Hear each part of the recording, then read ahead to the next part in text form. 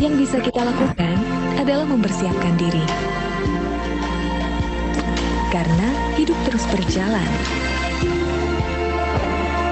Dengan pengalaman hampir 150 tahun di lebih dari 210 negara, Zurich hadir untuk melindungi dan menginspirasi di setiap fase kehidupan.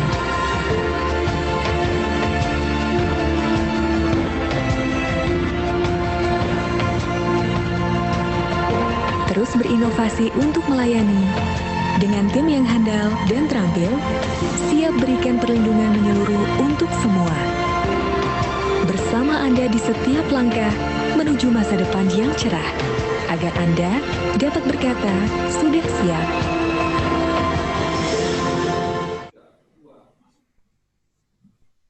Oke, selamat malam Bapak Ibu, selamat datang dalam acara Financial Talk dengan tema warisan. Sebelum itu Bapak Ibu, saya menyapa kepada Bapak Ibu yang telah hadir, spesial untuk yang terundang pada malam hari ini. Welcome Bapak Ibu, kita berjumpa dalam event virtual pada malam hari ini.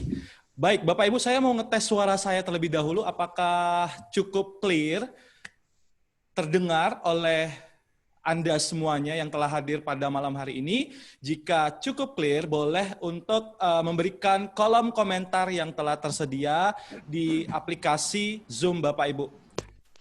Sekali lagi Bapak Ibu, sebelum memulai acara kita, Bapak Ibu saya pastikan suara yang saya keluarkan apakah cukup clear. Bapak Ibu boleh di komen di kolom chat.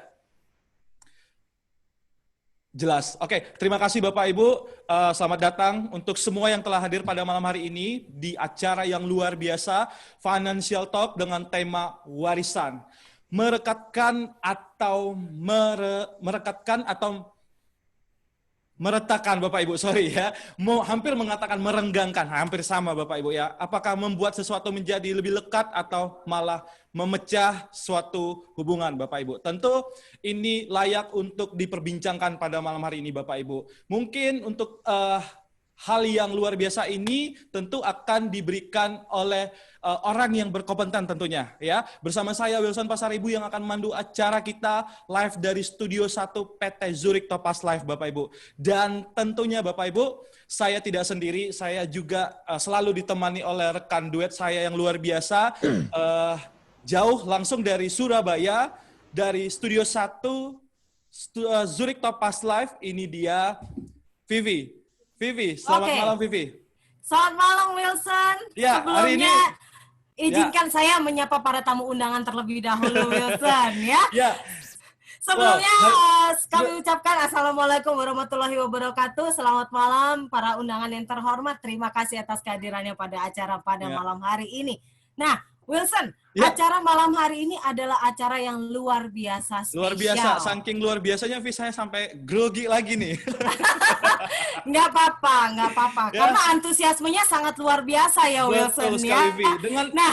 Ya, ini kita tentu ada yang berbeda ya Vi dari kostum yang kita pakai untuk acara hari ini. Betul sekali. Jadi kita ini kan soulmate ya Wilson. Jadi Betul kita harus sekali. matching gitu kan. Betul ya. Oke.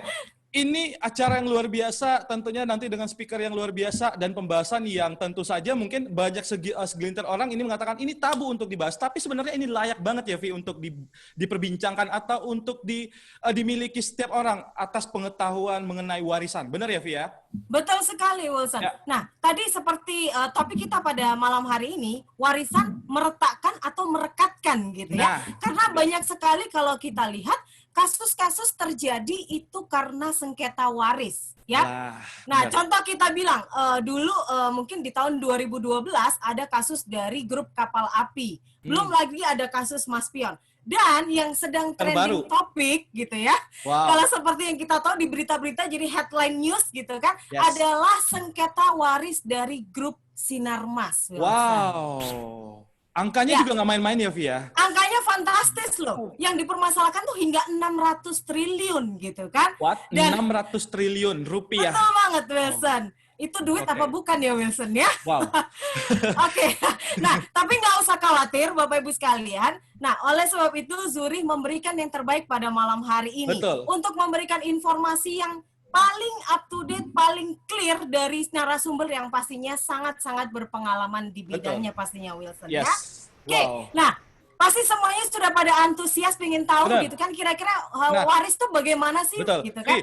Tapi sebelum kita undang beliau dan jangan lupa Bapak Ibu semuanya, nanti kita akan ada satu testimoni yang luar biasa tentunya yang memang pernah mengalami sengketa waris, Vi.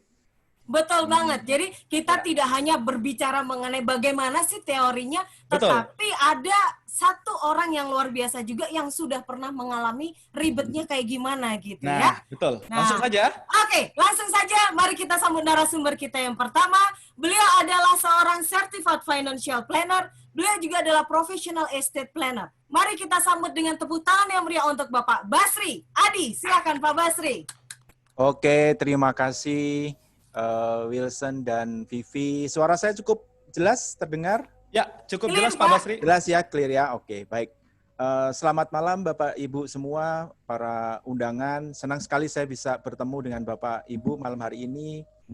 Dan perkenalkan, nama saya Basri Adi, saya seorang estate planner. Ini pekerjaan yang belum banyak pelakunya di Indonesia. Apa sih pekerjaan saya? Pekerjaan saya adalah membantu klien atau nasabah melakukan diskusi dan perencanaan atas harta waris mereka. Nah, tentu banyak pertanyaan, kenapa harta waris kok diomongin sebelum yang punya hartanya meninggal gitu ya? Karena harta waris itu seharusnya pada saat yang punya meninggal itu dibagikan. Sudah bukan lagi dibicarakan atau didiskusikan. Nah, kita bicara mengenai potensi-potensi masalah yang bisa terjadi atas harta kita sebelum kita tinggalkan. Supaya apa? Supaya harta waris kita nanti kita harapkan bisa merekatkan, bukan meretakkan, seperti judul atau tema pertemuan kita pada malam hari ini. Baik Bapak Ibu, karena waktu saya terbatas, saya akan langsung share ke materi saya. Oke.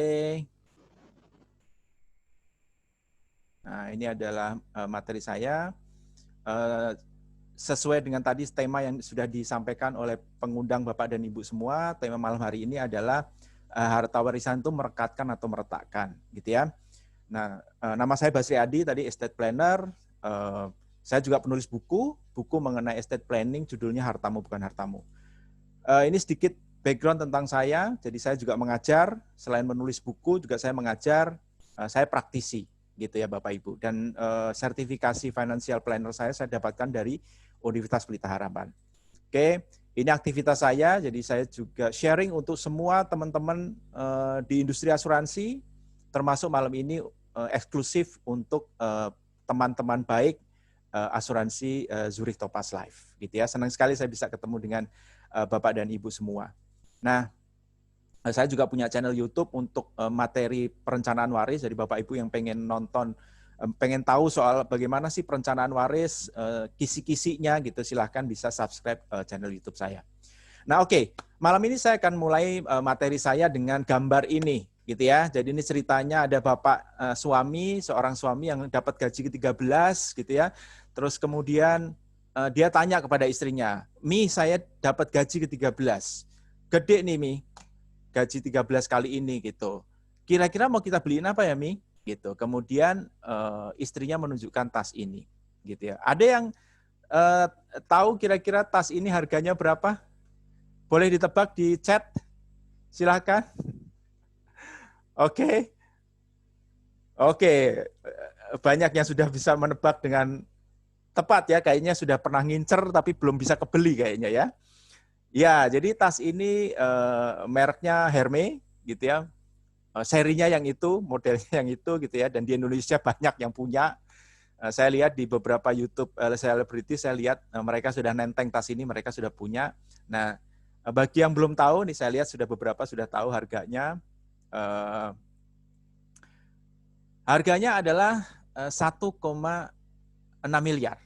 Ini tas harganya 1,6 miliar. Senang dong kalau istri mau dibeliin suaminya tas 1,6 miliar. Cuma pertanyaannya apakah pembelian tas ini atau hadiah tas ini cocok gitu atau pas gitu untuk sebagai salah satu strategi perencanaan waris. Kita akan tinjau ini dari sisi perencanaan waris. Tapi saya kira semua ibu-ibu pasti suka gitu ya. Kalau bapak-bapak pasti nggak suka. Kenapa? Karena tasnya kecil. Buat bawa belanjaan nggak muat gitu. Jadi pasti nggak suka. Nah, oke, kita simpen tas ini untuk ibu-ibu semua. Kita nanti keluarkan di belakang gitu ya. Nah, kita akan bahas mengenai masuk ke materi waris. Jadi apa sih sebenarnya yang terjadi ketika seorang laki-laki dan perempuan mengikatkan diri dalam sebuah pernikahan? Nah, yang terjadi adalah pada saat mereka menikah, mereka akan bawa sebenarnya ada 3 macam, tapi yang satu lagi itu mirip sifatnya. Jadi kita kategorikan dalam dua macam harta aja. Pertama namanya harta bawaan, itu harta yang dia bawa sebelum dia menikah. Ya, jadi apa-apa yang dibawa sama Bapak Ibu sebelum menikah itu haknya Bapak Ibu. Pasangan nggak boleh ngutak-ngutik. Terus kemudian ketika mereka menikah, nggak peduli siapapun yang kerja itu. Ya, saya selalu kasih contoh begini, nggak peduli istrinya yang kerja keras bagi kuda, suaminya cuma di rumah nonton drama Korea, itu nanti akan terbentuk di dalam perkawinan itu namanya harta bersama. Gitu. Jadi apa-apa yang Bapak Ibu beli dalam pernikahan itu namanya harta bersama. Tadi suaminya dapat gaji ke-13, kemudian dibeli tas misalnya tadi, harga 1,6 miliar, itu bukan tasnya ibu sebenarnya. Itu namanya harta bersama. Jadi pada dasarnya suami juga punya andil di situ, punya kepemilikan di situ. Jadi kalau ibu mau pakai tas itu, boleh. Tapi misalnya ibu mau jual tas itu, sebenarnya harus minta izin suami. Dan ini nggak cuma tas, yang namanya rumah, yang namanya mobil, apapun harta yang dibeli pada saat sudah menikah, itu namanya harta bersama. Itu diatur di dalam Undang-Undang Perkawinan, Undang-Undang Nomor 1 Tahun 74, juga diatur di dalam KUH Perdata kita, gitu ya. Nah, oke. Jadi apa-apa yang kita peroleh pada saat kita menikah, siapapun yang cari, apapun bentuknya, itu namanya harta bersama. Pertanyaannya, kapan sih harta bersama itu bisa dibagi? Gitu. Jadi bisa pecah gitu ya, bisa terbagi gitu, bisa dibagi. Kapan sih sebenarnya gitu kan? Pertanyaannya. Kan tadi ternyata walaupun suaminya beliin buat istri, itu ternyata suami punya andil kepemilikan juga gitu. Nah, pengennya udahlah suami-suami, istri-istri. Nah, kapan bisa dibagi? Dibaginya adalah ketika terjadi namanya perceraian. Nah, perceraian itu bisa terjadi karena dua sebab, namanya cerai hidup dan cerai mati. Gitu. Kita bicara cerai hidup. Jadi pada saat terjadi perceraian hidup, gitu ya, artinya dua-duanya masih hidup, bercerai, maka yang terjadi adalah yang tadi dibilang harta bersama tadi, nggak peduli apapun bentuknya, nggak peduli dari manapun asalnya, artinya mau yang tadi yang cari duit istrinya, misalnya suaminya cuma nonton drama Korea tadi, itu akan dibagi 2. Gitu. Itu mengikuti amanat dari pasal 128 KUH Perdata. Dibagi 2 antara suami dan istri, atau nanti kita bicara pada saat cerai mati beda lagi sedikit. Dan di mana pembagian 2-nya adalah 50%, 50%. Nah, itu yang kita bilang 50% ke gono, 50% ke gini. Maka orang Indonesia bilang itu namanya harta gono gini. Gitu. Jadi itulah terjadi, harta bersama itu dibagi 2. Tidak peduli apa bentuknya, tidak peduli siapa yang beli, tidak peduli dari mana duit asalnya. Pokoknya namanya harta bersama, harta yang diperoleh pada saat sudah bernikah. Harta gono gini. Jadi pisah tuh 50-50. Tapi tadi saya sebagai istri, saya yang kerja gitu. Saya yang kerja keras sebagai kuda. Suami saya cuma di rumah nonton drama Korea, kok nggak adil banget ya? Gitu. Saya dapatnya sama-sama 50% gitu kan. Maka apa yang harus saya lakukan untuk menuntut hak saya supaya saya bisa dapat lebih besar? Ketika terjadi cerai hidup, karena dua-duanya masih hidup, dua-duanya masih bisa saling berargumentasi, maka bisa dilakukan proses selanjutnya nih, yang dinamakan sebagai gugatan harta. Nah, pada saat gugatan harta itu, silakan bawa bukti-buktinya. Ini loh, Pak Hakim, aliran dananya seperti ini. Ini loh pengaturannya. Ini loh asal duitnya. Oh, ternyata benar. Dilihat dari bukti-bukti yang ada, dari fakta hukum yang ada, memang benar ini istri yang lebih banyak kontribusi. Maka istri menuntut, misalnya, saya harus dapat 80%. Gitu. Maka nanti hakim akan melihat fakta hukum itu, bisa mengabulkan, bisa tidak. Maka nanti di dalam gugatan harta putusannya bisa, oke, istri 80, suami 20. Atau sebaliknya. Itu bisa dilakukan seperti itu karena dua-duanya masih hidup. Nah, kalau pengen ada contoh, ini ada satu contoh yang masih hangat gitu ya, baru terjadi bulan April dan sampai sekarang masih persidangan, masih belum putus gitu ya. Ada artis yang sudah bercerai tahun 2017 dan sekarang sedang menjalani proses namanya gugatan harta. Ya karena dua-duanya masih hidup. Itu kita bicara ketika cerai hidup. Nah, apa yang terjadi ketika salah satu meninggal dunia? Gitu. Pada saat terjadi kematian seseorang, itu adalah sebab terjadinya 2 kejadian. Pertama perceraian, ya dong. Yang satu masih tinggal di dunia, yang satu sudah pulang ke baliknya papan. Balik papan lah ya, baliknya papan gitu ya. Sehingga bercerai. Nah, apa konsekuensi dari perceraian yang satu pulang ke balik papan? Itu adalah ini tadi. Jadi kalau tadi cerai hidup, 50% ke gono, 50% ke gini, cerai mati juga sama Bapak dan Ibu. 50% itu ke gono, 50% ke gini. Cuman tadi misalnya suaminya meninggal. Si gono yang dapat 50% itu dia nggak bisa bawa hartanya. Karena jangankan harta, kain kafan yang dipakai buat bungkus saja dia nggak bisa bawa ke akhirat. Gitu. Maka harta yang ditinggalkan oleh si gono tadi, si suami tadi, sebesar 50% dari harta bersama tadi, itu akan berubah menjadi harta tak bertuan. Nah, harta ada tuannya aja, itu bisa jadi sumber sengketa. Apalagi nggak ada tuannya, maka dia harus cari tuan yang baru. Siapa tuan yang baru itu? Adalah ahli waris yang sah. Nah, siapa ahli waris yang sah? Itu nanti akan ada proses namanya pencarian. Jadi akan ada proses namanya pencarian menuju pencairan. Jadi dicari dulu baru bisa cair. Gitu. Nah, bagaimana alurnya? Alurnya kira-kira seperti ini. Jadi harta bersama, salah satu meninggal dunia, langsung menjadi harta tak bertuan. Apapun bentuknya. Bapak Ibu punya rekening di perbankan, punya deposito tabungan yang bentuknya joint account, sama perlakuannya. Istri tidak bisa langsung akses. Itu langsung berubah menjadi harta tak bertuan.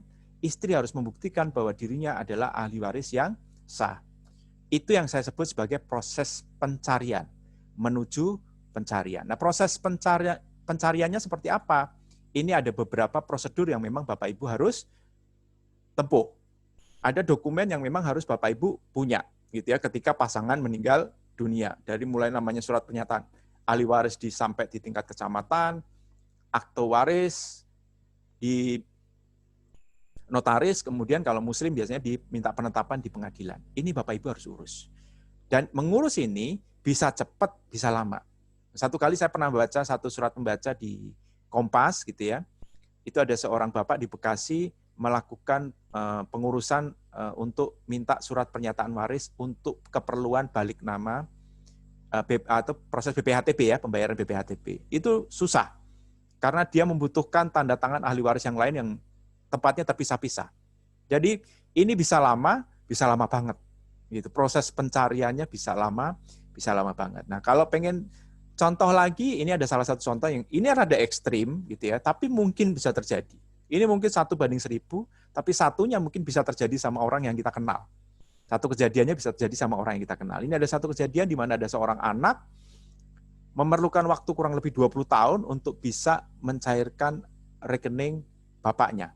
Dan berakhir di Mahkamah Agung, gugatannya ditolak. Gitu ya. Nah, cuma saya nggak bisa cerita terlalu detail kasus ini karena keterbatasan waktu, tapi intinya adalah proses pencarian itu bisa lama banget. Nah, case ini bicara 20 tahun. Gitu. Pencariannya selama 20 tahun. Jadi tanpa perencanaan waris yang benar, yang baik, kemungkinan besar hal seperti ini bisa terjadi, gitu ya. Oke. Nah, tadi Mbak Vivi sama Mas Wilson sudah cerita soal membuka soal wah yang lagi rame nih, gitu ya, kasus sengketa waris anak dari pendiri Sinarmas Group, gitu kan. Kita Bapak Ibu saya kira sudah baca beritanya di koran ya, di media gitu ya. Nah, ini ada saya kumpulkan beberapa clippingnya.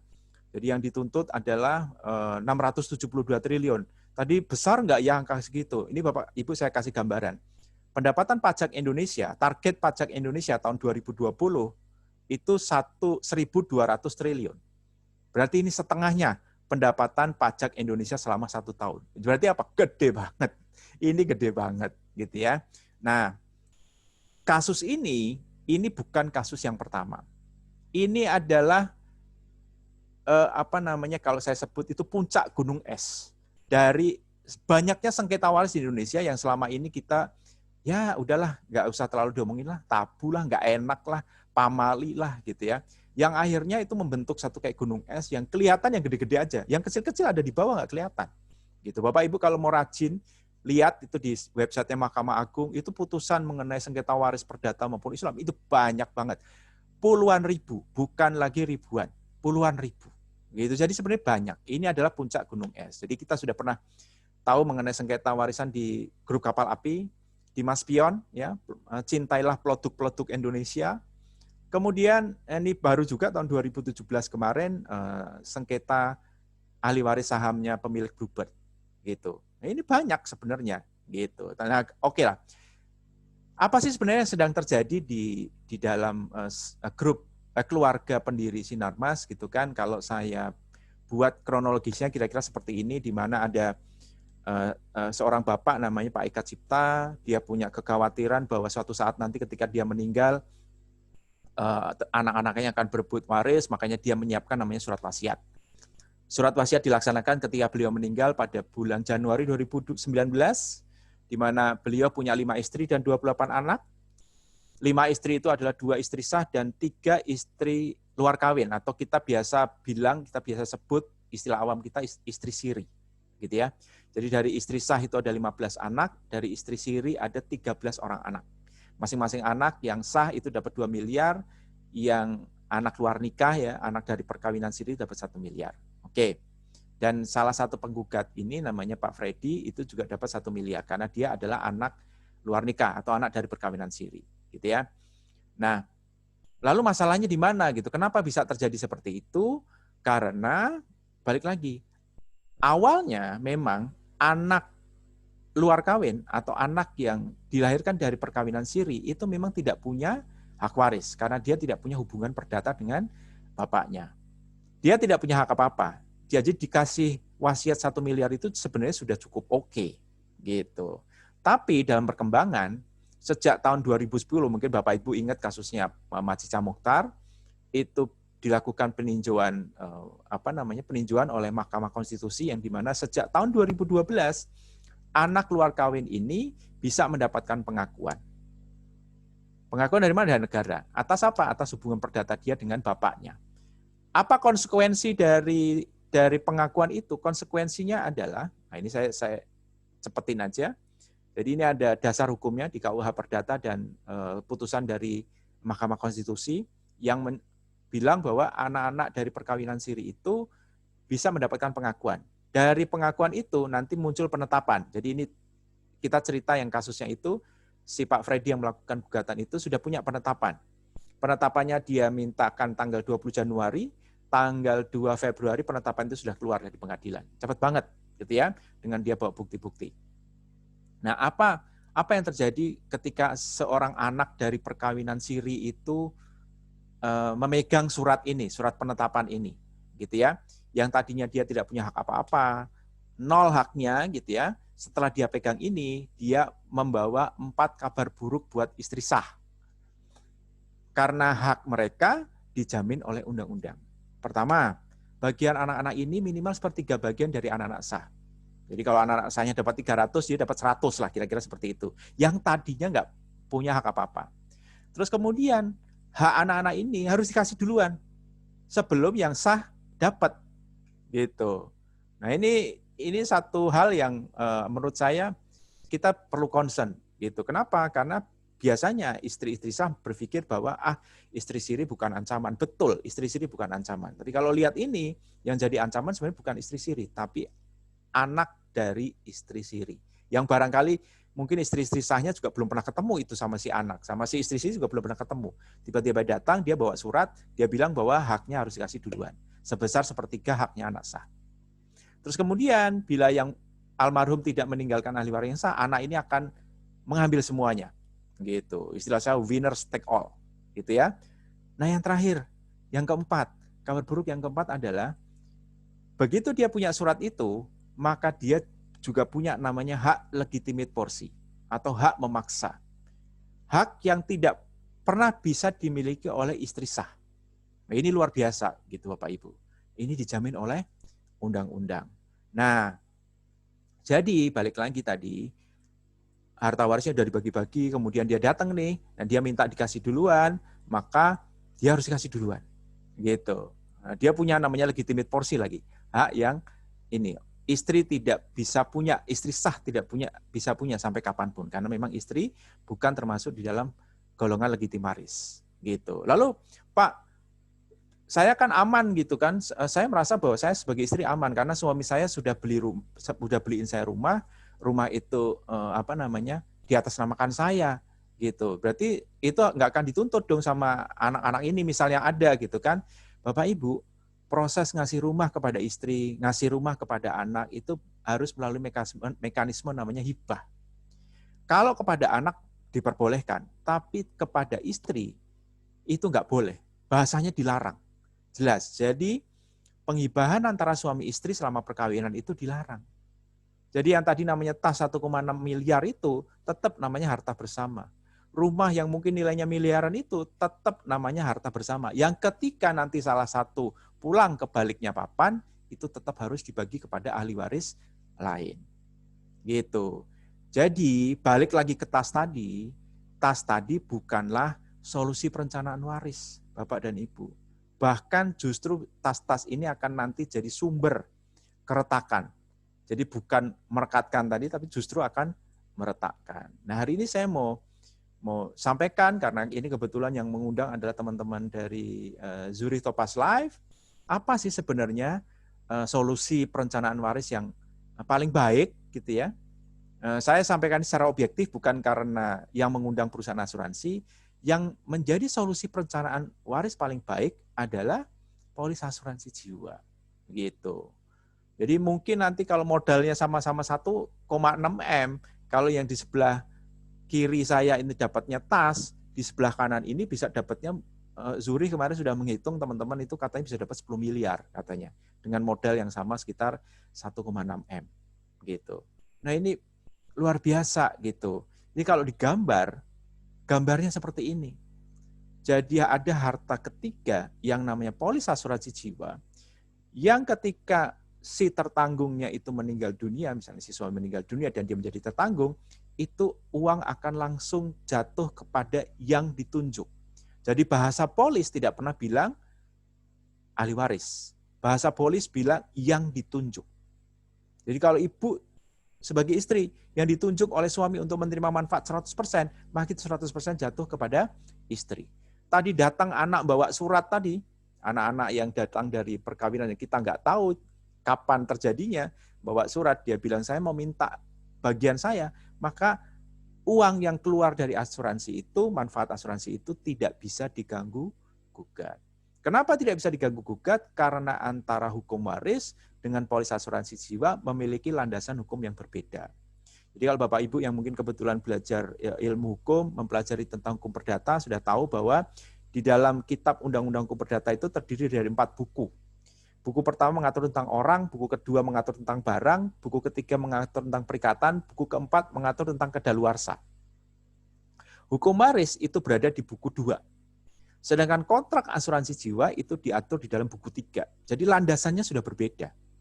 Jadi makanya manfaat santunan tunai dari polis asuransi jiwa itu tidak diatur di dalam hukum waris. Tidak ada kewajiban buat ibu sebagai penerima manfaat, sebagai yang ditunjuk untuk membagikan kepada orang lain. Kalau memang Bapak Ibu merasa bahwa itu nggak perlu dibagi, ya nggak usah dibagi. Pakailah itu untuk keperluan hidup, melanjutkan hidup dengan kualitas yang mungkin minimal sama, kalau bisa jauh lebih baik. Gitu. Nah, jadi kesimpulannya adalah harta akan menempuh perjalanan panjang yang berliku, berbiaya besar menuju ahli waris, rendahnya perencanaan aset dan pemahaman hukum, ini pemicu utama sengketa. Jadi meninggalkan aset yang berbiaya besar seperti misalnya properti, ya, tidak ada salah memiliki aset properti, tapi harus tahu bahwa memiliki aset properti juga harus ditandem sama polis asuransi jiwa. Gunanya buat apa? Gunanya supaya ahli waris bisa balik nama dengan mudah. Bayangin aja kalau untuk aset properti senilai 3 miliar itu butuh biaya sekitar 10-15%, tergantung kota. DKI itu sekitar 15%. Artinya kalau 3 miliar, Bapak Ibu untuk proses balik nama dan lain-lain, ngurusin legal itu butuh 450 juta. Kalau tidak punya uang dari asuransi, dapat duit dari mana? Karena pengurusan uang di rekening tadi butuh waktu lama, gitu ya. Terus kemudian dalam banyak kasus kedudukan istri justru lemah saat pembagian waris. Ya, karena istri itu di dalam keluarga adalah orang lain. Gitu ya. Yang tidak punya, satu-satunya yang tidak punya hubungan darah itu kan cuma istri di dalam keluarga. Misal kita bicara orang tua punya hubungan darah, anak punya hubungan darah, istri itu orang lain sebenarnya. Nah itu dasarnya. Dan manfaat asuransi jiwa bukanlah warisan, bukan wasiat, bukan hibah, dia adalah solusi perencanaan waris. Itu yang saya bisa share kepada Bapak Ibu, dan ini kebetulan ada beberapa pertanyaan yang mungkin saya bisa bantu jawab. Ini ada pertanyaan, apa sih Pak yang dimaksud dengan harta perolehan? Yes, harta perolehan itu harta yang ada di antara harta bawaan dan harta bersama. Jadi kalau harta bersama kita bawa sebelum menikah, hak pengelolaannya hanya sama yang punya. Pasangan nggak bisa ngutang-ngutik, itu harta bawaan. Kalau harta harta perolehan adalah harta yang diperoleh pada saat kita sudah menikah, tapi hak pengelolaannya juga sama yang dapat. Gitu. Jadi sifatnya itu seperti harta bawaan, tapi kapan memperolehnya itu sama seperti harta bersama. Contohnya begini, sudah menikah, mertua meninggal, maka kan yang dapat warisan kan istri. Maka itu yang disebut sebagai harta perolehannya istri. Gitu. Nah, itu. Kemudian istri dapat hibah dari orang tua, itu juga namanya harta perolehan. Terus yang terakhir misalnya istri sebagai nasabah prioritas satu bank, dapat hadiah mobil, itu juga disebut sebagai harta perolehan. Itu pengelolaannya sama si istri. Mau istri bakar itu mobil misalnya, ya itu haknya istri. Suami nggak boleh ngutang-atik. Itu kira-kira. Kemudian, oke. Apakah sumber dana untuk pembelian polis asuransi jiwa bisa diganggu-gugat? Tentu saja tidak. Jadi gini, kalau kita bicara yang bisa diganggu-gugat, itu adalah manfaatnya. Jadi kalau kita tadi bicara harta waris sama manfaat UP ya, kita bicara manfaat uang pertanggungan asuransi jiwa, itu asalnya berbeda. Kalau kita bicara manfaat dari harta waris, itu jatuhnya memang dari mantannya harta bersama. Gitu. Jadi memang harta bersama kan sudah diatur di hukum waris tadi, harus dibagi 50-50, kemudian karena yang nggak dibawa tak bertuan harus bagi kepada ahli waris. Itu harta bersama, mantannya harta bersama menjadi harta waris. Sedangkan kalau kita bicara manfaat asuransi jiwa, itu uangnya bukan dari hartanya si orang yang sudah meninggal. Uang yang diberikan kepada keluarga, yang tadi misalnya ditunjuk keluarga gitu ya, itu adalah asetnya perusahaan asuransi. Karena begitu Bapak membayar membayar premi, itu uangnya itu otomatis menjadi asetnya perusahaan asuransi. Jadi tidak bisa diganggu. Oke, terus kemudian yang ketiga. Oke. Sebentar ya. Kalau seorang ayah meninggal dan anak-anaknya masih kecil, harta dipegang semua untuk istri, tapi gimana caranya agar nanti anak-anak tidak ribut kalau ibunya meninggal? Apa ibu harus bikin surat wasiat dulu? Yang bisa Bapak Ibu lakukan, ikutin aja jalur hukumnya. Ada namanya perwalian. Jadi ketika misalnya seorang anak masih belum memiliki legal standing, umur belum mencukupi, misalnya umurnya menurut Undang-Undang Perlindungan Anak kan seseorang anak itu disebut dewasa umurnya 19 gitu ya. Itu bisa minta perwalian. Nah, siapa yang menjadi wali dia? Itu bisa ditunjuk di pihak keluarga. Misalnya ibunya, oke, ibunya bisa menjadi wali. Nah, ibunya, wali itu hanya menjalankan amanat dari harta yang sudah ditinggalkan oleh si suami tadi. Dengan pengawasan pengadilan, jadi nggak bisa sembarangan. Gitu. Jadi sebenarnya nggak perlu bikin wasiat juga, karena wasiat juga nanti kalau salah-salah bisa memicu pertengkaran, karena wasiat itu ada batasannya. Tidak bisa sembarangan. Ada prosedur yang harus dijalani juga. Gitu. Nah, saya kira itu ya 3 pertanyaan yang mungkin saya bisa jawab. Waktunya kayaknya tidak cukup panjang buat saya. Saya kembalikan ke Wilson dan Vivi. Oke. Baik. Terima kasih Pak Basri untuk penjelasan yang sangat padat, singkat, dan konkret, Vi. Ini luar biasa sekali ya. Tentu saja menambah wawasan kita mengenai yang namanya harta waris dan yang kita dapatkan pada malam hari ini. Seperti itu. Betul ya, sekali. Ya, tadi seperti yang sudah Pak Basri jelaskan gitu kan, ternyata masalah warisan itu tidak sesimpel yang kita bayangkan ya. Nah, betul. Gitu. Ya, seperti pikiran saya juga, Vi. Misalnya ketika orang tua saya memiliki harta, pasti jatuhnya adalah ke anak bungsu. Ternyata betul. Bukan seperti itu. Ada banyak pilihan yang harus dilakukan mungkin terhadap sengketa yang terjadi. Ya. Betul sekali, Wilson. Nah, tadi di awal sebelum sesinya Pak Basri, kita sudah sounding di awal bahwa akan ada testimoni dari seorang profesional gitu ya, Betul. yang dia beliau pernah mengalami ribetnya sengketa waris. Gitu. Yes. Nah, kita pasti penasaran ceritanya kayak gimana tuh, Betul. Wilson. Kalau yang udah kejadian kayak gini pasti seru karena diangkat dari kisah nyata ya. Langsung saja kita undang seorang praktisioner kita. Ini dia Ibu Liza Linda. Silakan Ibu Liza Linda. Halo semuanya. Suara Halo, saya Ibu. jelas, Wilson? Devi? Clear, Ibu? Jelas, Ibu Lisa. Clear? Oke. Yes. Selamat malam. Assalamualaikum Bapak-Bapak, Ibu-Ibu sekalian dari seluruh Indonesia. Perkenalkan, nama saya Liza Linda. Saya adalah seorang praktisi keuangan. Saya adalah seorang ibu dari 4 orang putra, laki-laki semua. Saya telah menikah selama 30 tahun. Saya cuma mau sharing di sini bahwa apa yang kita dengarkan tadi dari Pak Basri tentang hukum waris itu kelihatan banyak sekali mengejutkan banyak pihak ya. Gitu. Saya mau sharing sedikit apa yang saya alami, kisah-kisah dalam hidup saya, mungkin bisa menjadi inspirasi bagi Bapak dan Ibu-Ibu sekalian ya. Oke, saya itu terlahir dari keluarga campuran. Jadi ayah saya adalah orang Saudi Arabia. Ibu saya adalah orang Manado, saya murni campuran, dan saya menikah juga dengan seorang Tionghoa, jadi bayangin ya anak saya bawa darah macam-macam. Yang saya ingat, ketika saya masa kecil, itu kami hidup itu sangat berkecukupan. Untuk bisa menggantikan kata, kami itu sebenarnya keluarga kaya raya. Tidak pernah ada bayangan di saya saat itu karena masih kecil, bahwa hidup itu ternyata begitu pahit karena urusan sengketa waris. Jadi pada saat saya berusia 8 tahun, ayah dan ibu saya berpisah. Berpisah itu saya pertama kalinya, waktu itu tahun 1972, itu ya, saya udah tua banget nih. Itu saya pertama kali mengenal yang namanya pengadilan. Saat itu ibu saya bertempur melawan ayah saya, karena kasus perceraian mereka. Harta banyak sekali. Pada saat perceraian itu yang diributin adalah hak wali anak, dan yang kedua adalah tentang warisan. Kurang pengertian ayah dan ibu saya mengenai apa itu harta bersama, gonogini, seperti yang tadi dijelaskan. Pada tahun 74, belum tuntas nih pertempuran, ayah saya dipanggil Yang Maha Kuasa. Saat itu saya umur 10 tahun.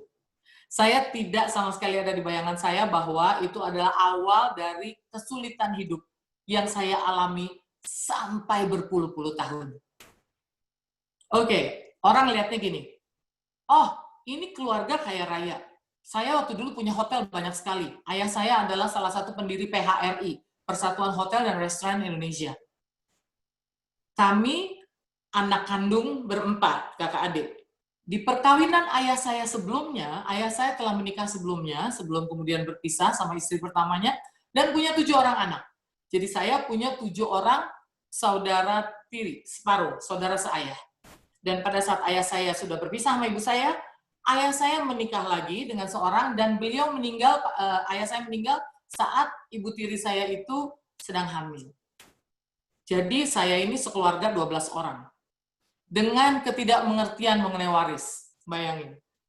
Keturunan Arab, begitu yang namanya seorang suami meninggal, maka itu harta akan diatur oleh paman, atau kita bilangnya ami. Ya, jadi mulai saat itu ibu saya bertempur dengan ami, karena ibu saya merasa ibu saya punya hak, dan di keluarga turunan Arab itu merasa tidak punya hak lah ibu saya. Ketidakmengertian itu. Mulailah kami faktanya di keluarga yang berkecukupan, kaya raya ini. Faktanya mulai sangat menyakitkan. Saya dulu sekolah SD di sekolah yang sangat eksklusif. Isinya cuma orang-orang bule, keluarga menteri, dan sebagainya. Sekolah itu eksklusif sekali. Dan begitu saya mau masuk SMP, kok saya nggak ngerti ibu saya memindahkan saya ke SMP negeri. Saya naik sekolah setiap hari itu naik mobil, Mercedes, nanti dulu tuh mobil balap, gitu, ada banyak sekali mobil. Pada saat masuk SMP, sudah mulai kita diajarin untuk sesekali naik bus. Saya saat itu girang banget, wah naik bus nih. Saya nggak tahu bahwa itu sebenarnya akan diberlakukan terus. Satu demi satu mobil di rumah kami dijual. untuk makan. Ini pahit sekali, pahitnya baru proses sekarang. Kalau dulu nggak terlalu. Sampai saya pulang sekolah suatu saat, melihat piano di rumah saya yang saya mainin tiap hari, nggak ada. Saya nanya, Mom, where's the piano? Oh, pianonya lagi dibetulin karena rusak. Saya tahu betul piano itu tidak rusak. Dan piano itu tidak pernah kembali. Ternyata piano itu pergi karena untuk kami makan. Saya tinggal di rumah yang besar, kamarnya 12, luasnya 1.500 meter persegi. Rumah kami bentuknya di tebing gitu. Jadi semua mobil masuk ke bawah ke kolong saat itu. Saya punya mobil mungkin ada 11. Satu demi satu mobil pergi dan tidak pernah pulang. Saya yang notabene dibilang anak kaya raya itu, saat ayah saya meninggal, itu ada namanya juru taksir. Saya lupa namanya apa. Jadi di balai harta peninggalan zaman dulu, kalau misalnya orang meninggal, ahli warisnya masih kecil-kecil, itu harta dikuasai oleh Departemen Kehakiman, namanya Balai Harta Peninggalan. Saat itu harta warisnya adalah 1 miliar rupiah dinilai. Tahun 74. Kalau sekarang kurang lebih rata-rata jadi 1 triliun. Nggak akan ada bayangan bahwa ayah saya meninggal, mungkin dia juga di alam sana juga sedih banget ngelihat bagaimana perjuangan anak-anaknya untuk hidup.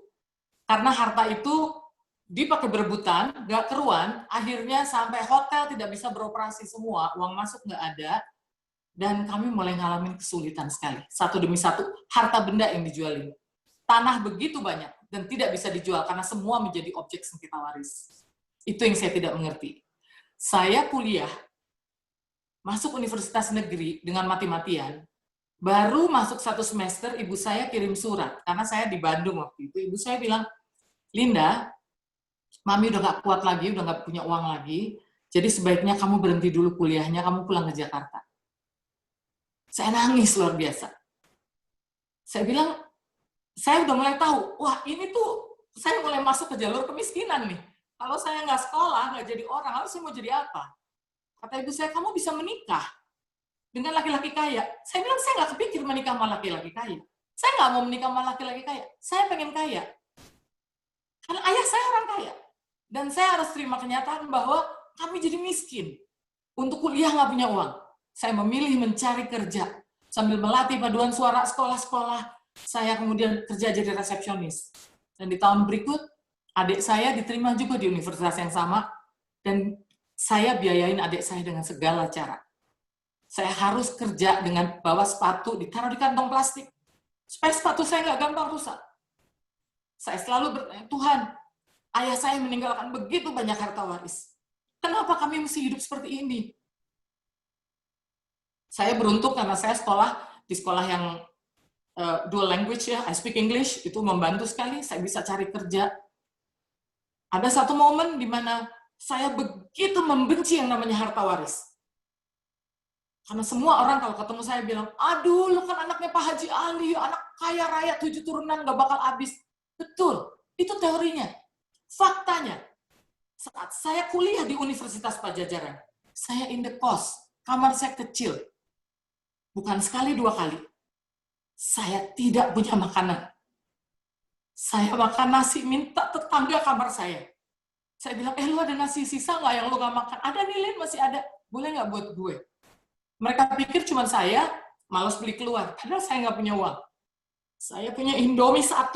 Saya bagi 2 untuk makan siang bersama nasi dari teman-teman saya. Saya alamin itu.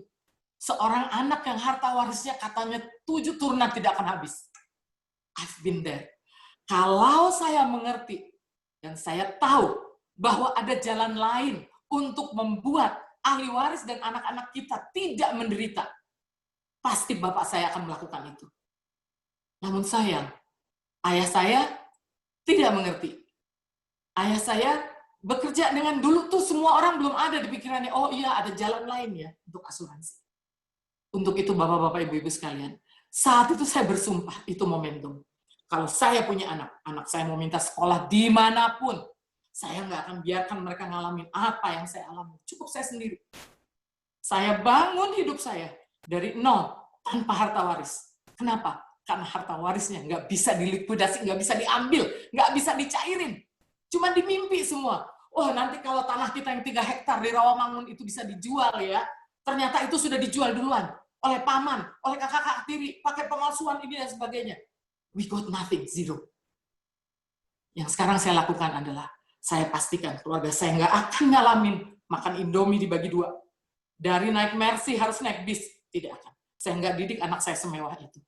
Tapi saya pastikan mereka punya asuransi seorang satu. Kalau saya dan suami saya terjadi sesuatu sama kami berdua, kami jamin itulah harta waris kami. Nggak bisa diganggu-gugat. Nggak ada om-om yang bisa ngerecokin. Setiap anak harta waris kami adalah kita sekolahin setinggi mungkin. Lalu kita belikan polis asuransi sebesar mungkin yang kita bisa. Karena saya tahu, sekarang saya tahu, saya belajar, saya sekolah fakultas hukum di Unpad. Saya belajar, saya baru tahu, ya ilah yang namanya hukum waris. Ternyata yang ibu saya bilang, ini rumah udah atas nama mami. Ternyata rumah itu masih bisa digugat.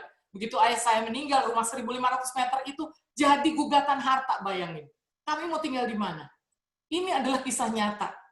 Mungkin kedengarannya kayak drama Korea. Enggak sih, drama Arab ya, saya kan Arab. Gitu. Tapi kenyataannya adalah, saya cuma mau sharing. Supaya kita semua bisa lihat ya, bahwa sekarang ada teman-teman kita yang ngingetin bahwa ada jalan lain. Kita punya rumah, ya udah punya rumah, bukannya mau punya tanah 20, 30 rumah dan kemudian jadi potensi sengketa buat mereka. Saya sangat trauma. Sehingga semua yang akan diwarisin saya udah atur, anak saya seorang satu, polis-polisnya menjadi ahli waris dengan jumlah yang sama besar, supaya nggak ada sengketa waris di kemudian hari. Jadi begitu Bapak-Bapak, Ibu-Ibu, kisah menyedihkan, luar biasa, tapi memberi pelajaran hidup yang luar biasa juga bagi saya. Dengan Pak Basri tadi jelasin, saya ingat semua jalan apa yang saya alamin. Aduh, sekarang kalau saya lihat orang, dulunya anak orang kaya miskin, saya langsung tahu. Yang saya heran dulu sempat gini, ada teman saya yang bapaknya juga meninggal, tapi dia nggak jadi miskin seperti saya. Mungkin bapaknya lebih mengerti duluan, kalau ada jalan lain ternyata, supaya kita nggak sengketa waris. Bayangin, saya nggak kebayang ninggalin harta begitu banyak. Setiap harta waris di mata saya adalah potensi menimbulkan sengketa. Kalau udah yang namanya sengketa waris, maka ahli waris jadi sengsara. Saya nggak mau lagi, saya pastikan anak saya semua punya asuransi yang cukup. Kami mewariskan semua bentuknya asuransi. Demikian, terima kasih atas sharing saya, semoga berguna. Ya, saya kembalikan lagi ke Vivi dan Wilson. Ibu-ibu, bapak-bapak, mohon maaf kalau ada salah-salah kata dari saya juga sedih kalau ingat masa-masa lalu gitu. Ya, demikian. Assalamualaikum warahmatullahi wabarakatuh.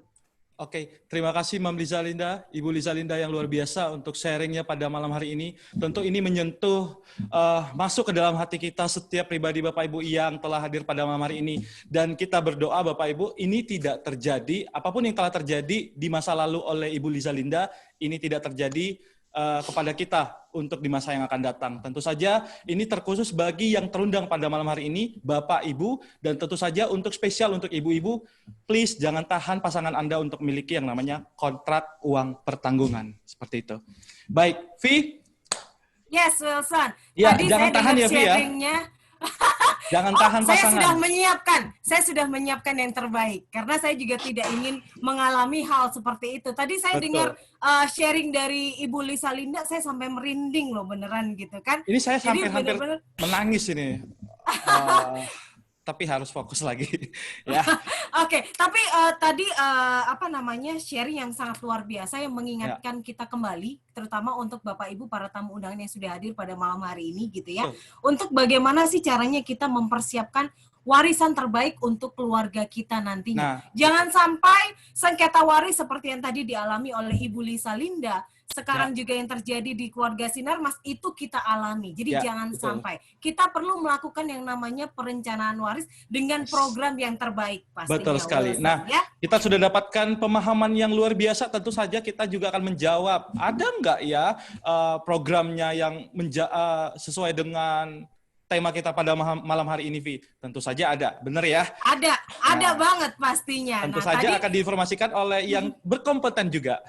Betul sekali. Tadi kita sudah mendengarkan pemaparan mengenai waris yang sangat-sangat jelas dari Bapak Basri Adi. Lalu kita juga mendengarkan satu sharing yang sangat powerful dari Ibu Liza Linda sebagai pelaku langsung nih. Dia yang merasakan benar-benar bagaimana sih caranya terjadinya sengketa waris dalam keluarga dan sangat ribet gitu ya. Nah, Kalau kita ngomong apa sih yang bisa kita lakukan untuk kita melakukan perencanaan waris yang terbaik? Zurich punya yang terbaik untuk jawabannya pada malam hari ini. Nah, langsung saja. program yang terbaik ini akan dibawakan oleh orang yang sangat luar biasa pastinya, ya.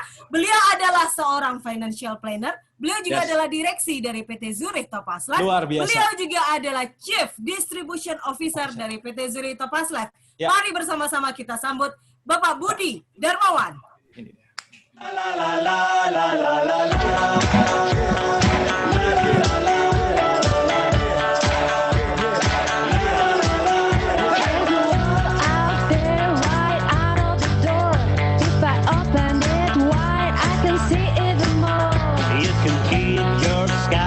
And keep it on. I can save my room for the ultimate fun.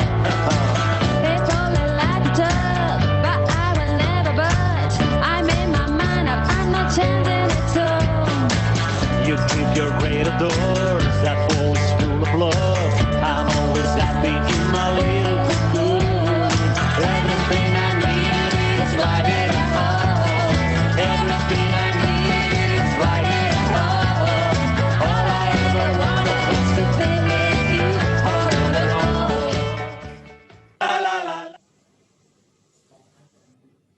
Ya, selamat malam Bapak dan Ibu sekalian. Assalamualaikum warahmatullahi wabarakatuh. Nama saya Budi Darmawan, saya direksi Zurich Topaz Life, sekaligus Chief Distribution Officer. Saya seorang financial planner, Bapak Ibu sekalian, sekaligus saya adalah seorang pemegang polis asuransi. Saya adalah kepala rumah tangga, istri saya, dan 1 orang anak saya bersama saya setiap hari.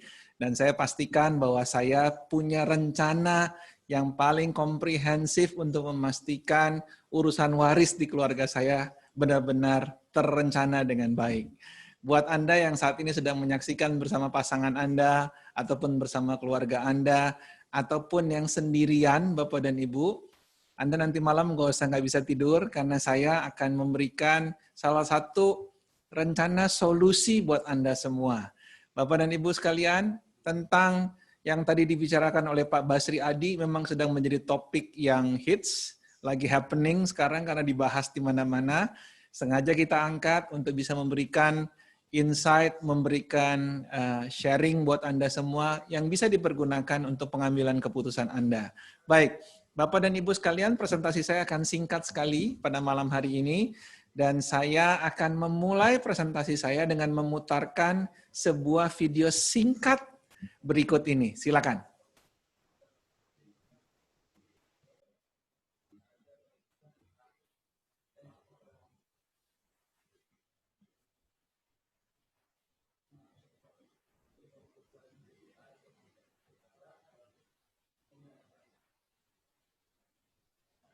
Kehidupan ini adalah sebuah keranjang batu, di mana terdapat begitu banyak batu di dalamnya. Ada batu yang kecil dan juga ada batu yang besar. Keranjang batu tersebut terletak di sebuah landasan. Di bawah landasan tersebut berdiri Anda dengan tangan lurus ke atas menopang landasan tersebut. Di sebelah Anda ada pasangan dan anak-anak. Anda dan keluarga berdiri di atas tanah yang tidak rata. Tanah ini melambangkan apa? Tanah ini melambangkan hidup yang penuh ketidakpastian. Hidup itu kadang naik, kadang turun. Hidup itu penuh dengan resiko dan tantangan. Apa yang sebenarnya Anda topang itu? Batu-batu itu melambangkan apa? Batu-batu tersebut melambangkan biaya hidup Anda. Makan, pakaian, transportasi, dan lain-lain. Biaya pendidikan, biaya kesehatan, biaya orang tua, cicilan, hutang, pensiun, tabungan, dan investasi Anda.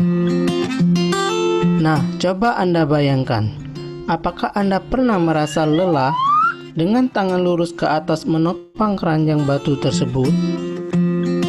Lalu bagaimana jika Anda melepaskan tangan Anda dan beristirahat sejenak? Apa yang akan terjadi pada keranjang batu tersebut? Keranjang batu tersebut akan goyah dan jatuh berantakan.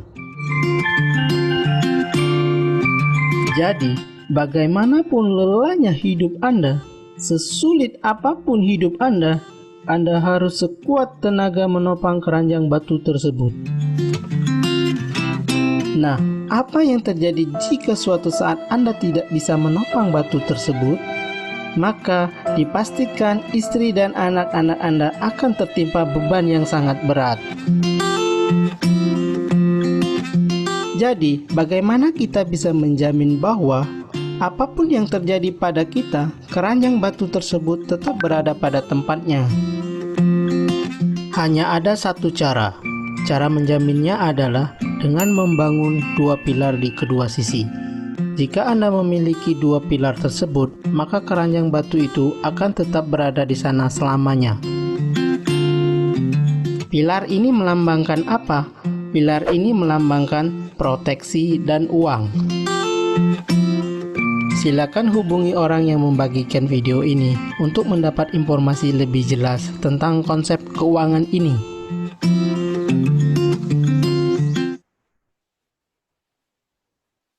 Oke, terima kasih Anda sudah menyaksikan video tadi. Itu adalah video sederhana untuk menjelaskan kepada Anda fungsi dasar dari asuransi. Bapak dan Ibu sekalian, mungkin banyak di antara kita yang selama ini membayangkan asuransi itu untuk perencanaan pendidikan anak, untuk pensiun, untuk dana emergensi, kalau misalnya terjadi risiko sakit, penyakit kritis, dan lain-lain sebagainya. Bapak dan Ibu sekalian, itu adalah fungsi-fungsi turunan dari asuransi yang menjadi dasar dari kepemilikan asuransi, kepunyaan terhadap asuransi. Dasarnya itu adalah yang disebut dengan income protection. Nah, income protection yang saya maksudkan itu adalah kalau misalnya terjadi risiko terhadap penghasil utama dalam keluarga, maka orangnya memang kembali ke surga, Bapak dan Ibu sekalian. Tapi penghasilannya sebaiknya tidak ikut hilang. Penghasilannya tetap di sana. Bapak dan Ibu, banyak di antara kita yang merasa bahwa diri kita tidak membutuhkan asuransi karena kita masih muda, masih sehat, ataupun ya nggak mungkin lah sampai terjadi risiko. Tetapi kita tahu dan sadar bahwa yang namanya bencana dalam kehidupan, risiko kehidupan bisa terjadi sama siapa saja, kepada siapa saja, pada usia berapa saja, dan dalam kondisi apapun. Itu yang kita ingin cegah. Bapak dan Ibu, income protection nomor 1. Bagaimana penghasilannya tetap bisa menopang apa yang menjadi bebannya selama ini. Menjadi bebannya selama ini menggantikan dari kemampuan menghasilkan sesuatu dari penghasil utama dalam keluarga. Baik, kita lanjutkan slide kita. Sederhana sekali konsepnya sebelum kita masuk ke dalam konsep yang lebih penting tadi yang bicara soal waris. Ya, kita lanjutkan slide-nya. Bapak Ibu, saya akan bertanya dua pertanyaan ini. Yang pertama adalah berapa income Anda setiap bulan? Bapak Ibu, Anda nggak usah kasih jawabannya sama saya. Anda jawab saja sama Anda sendiri. Biasanya kalau ada orang lain bertanya, Bapak income-nya berapa? Nggak dijawab, Bapak dan Ibu sekalian. Income itu baru bisa benar-benar jujur kalau kita lagi minta kredit sama bank. Biasanya seperti begitu. Tapi kalau ditanya orang, nggak mau kita kasih tahu. Rahasia, normal. Pertanyaan kedua, kalau gitu kalau nggak mau kasih tahu, ya udah, berapa pengeluarannya tiap bulan atau biaya hidupnya tiap bulan. Beberapa di antara kita akan kasih tahu, tapi beberapa juga masih kurang berani terbuka untuk menyebutkan berapa. Kalau Anda tidak bisa menjawab dua pertanyaan ini, nggak jadi masalah, Bapak Ibu sekalian. Saya andaikan saja berapa pengeluaran Anda setiap bulan. Kita lanjutkan slide-nya. Saya mau kasih contoh yang sangat sederhana, bagaimana cara kita menghitung yang namanya proteksi kita. Berapa besar proteksi ini? Bapak dan Ibu silakan lihat baik-baik. Contohnya saja adalah, misalkan Bapak dan Ibu, biaya hidup kita itu 20 juta per bulan. Misalkan, contoh saja, kalau biaya hidup pasti lebih rendah daripada income Anda. Katakanlah ini biaya hidup, biar lebih sederhana menghitungnya. 20 juta. Kalau 20 juta sebulan kali 12, 240 juta per tahun.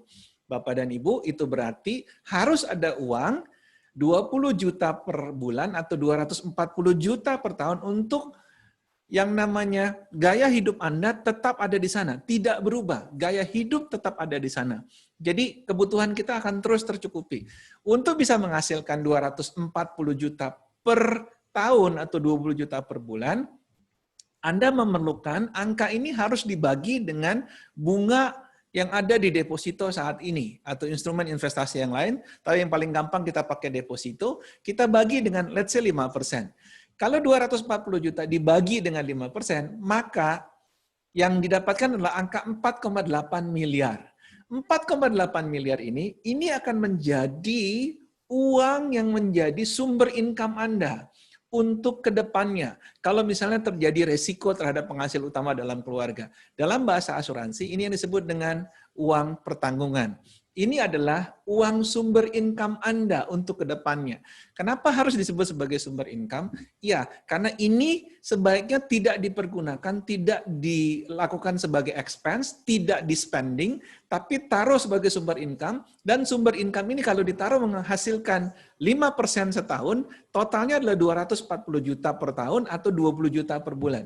Jadi boleh dikatakan, kalau terjadi resiko terhadap si penghasil utama, 4,8 keluar, dan 4,8 ini seakan-akan sumber income yang memberikan Anda biaya hidup setiap bulan selama-lamanya. Itu konsep yang paling sederhana. Pak, kalau income saya 40 juta, Pak, kalau biaya hidup saya 40 juta, tinggal kali 2, Bapak dan Ibu sekalian. Pak, kalau 10 juta, Pak, tinggal bagi 2, Bapak dan Ibu. Jadi, begitu cara kita untuk melihat yang namanya uang pertanggungan. Kita lihat angka 4,8 miliar. 4,8 miliar ini menariknya adalah bisa diciptakan. Jadi 4,8 miliar ini seakan-akan dia adalah aset. Aset yang kita harus bentuk pada saat terjadi risiko. Kita lihat sama-sama. Ada program di Zurich Topaz Life namanya Mahacita. Kita lihat sama-sama. Slide berikutnya. Ya, slide berikutnya, kalau Anda lihat baik-baik Bapak dan Ibu, ini adalah program yang namanya Mahacita. Program Mahacita, ini saya asumsikan umur 40 tahun, dan uang pertanggungannya 4,8 miliar. Lihat, Bapak dan Ibu, 4,8 miliar ini sebagai sumber income. Perlindungan asuransi 4,8 miliar itu akan dimiliki oleh orang yang bersangkutan sampai dengan dia berusia 100 tahun. Jadi kalau mulai 40 tahun, selama 60 tahun, ini uang pertanggungan yang dipersiapkan untuk kalau terjadi resiko penghasil utamanya.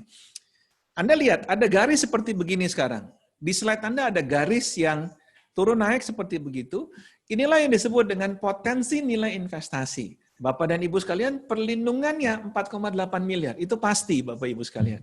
Tetapi potensi nilai investasi itu naik turun, berbarengan atau align atau seiring dengan naiknya investasi, sesuai dengan dana investasi diinvestasikan kemana, dan sesuai dengan market yang terjadi seiring dengan jalannya periode investasi tersebut. Jadi angkanya naik turun Bapak dan Ibu sekalian, kalau dia lagi bagus dia akan ikut naik, kalau dia dalam sedikit koreksi dia akan ikut turun, tapi at the end diharapkan dia akan terus naik. Jadi Bapak dan Ibu sekalian, yang ada proteksinya 4,8 itu akan steady di angka 4,8 miliar sampai dengan usia 100 tahun. Kita lihat lebih detail dalam tabel berikut ini. Bapak Ibu sekalian, lihat baik-baik. Ini orang 40 tahun, dia mau menabung 45 juta per tahun. Pakai program Mahacita. Bapak dan Ibu sekalian lihat baik-baik. 45 juta umur 40 tahun. Setiap tahun dia nabung 45 juta. Kalau dia nabung 10 tahun, gampang. Berarti uangnya adalah 450 juta yang dia sudah tabung. 450 juta. Anda lihat baik-baik.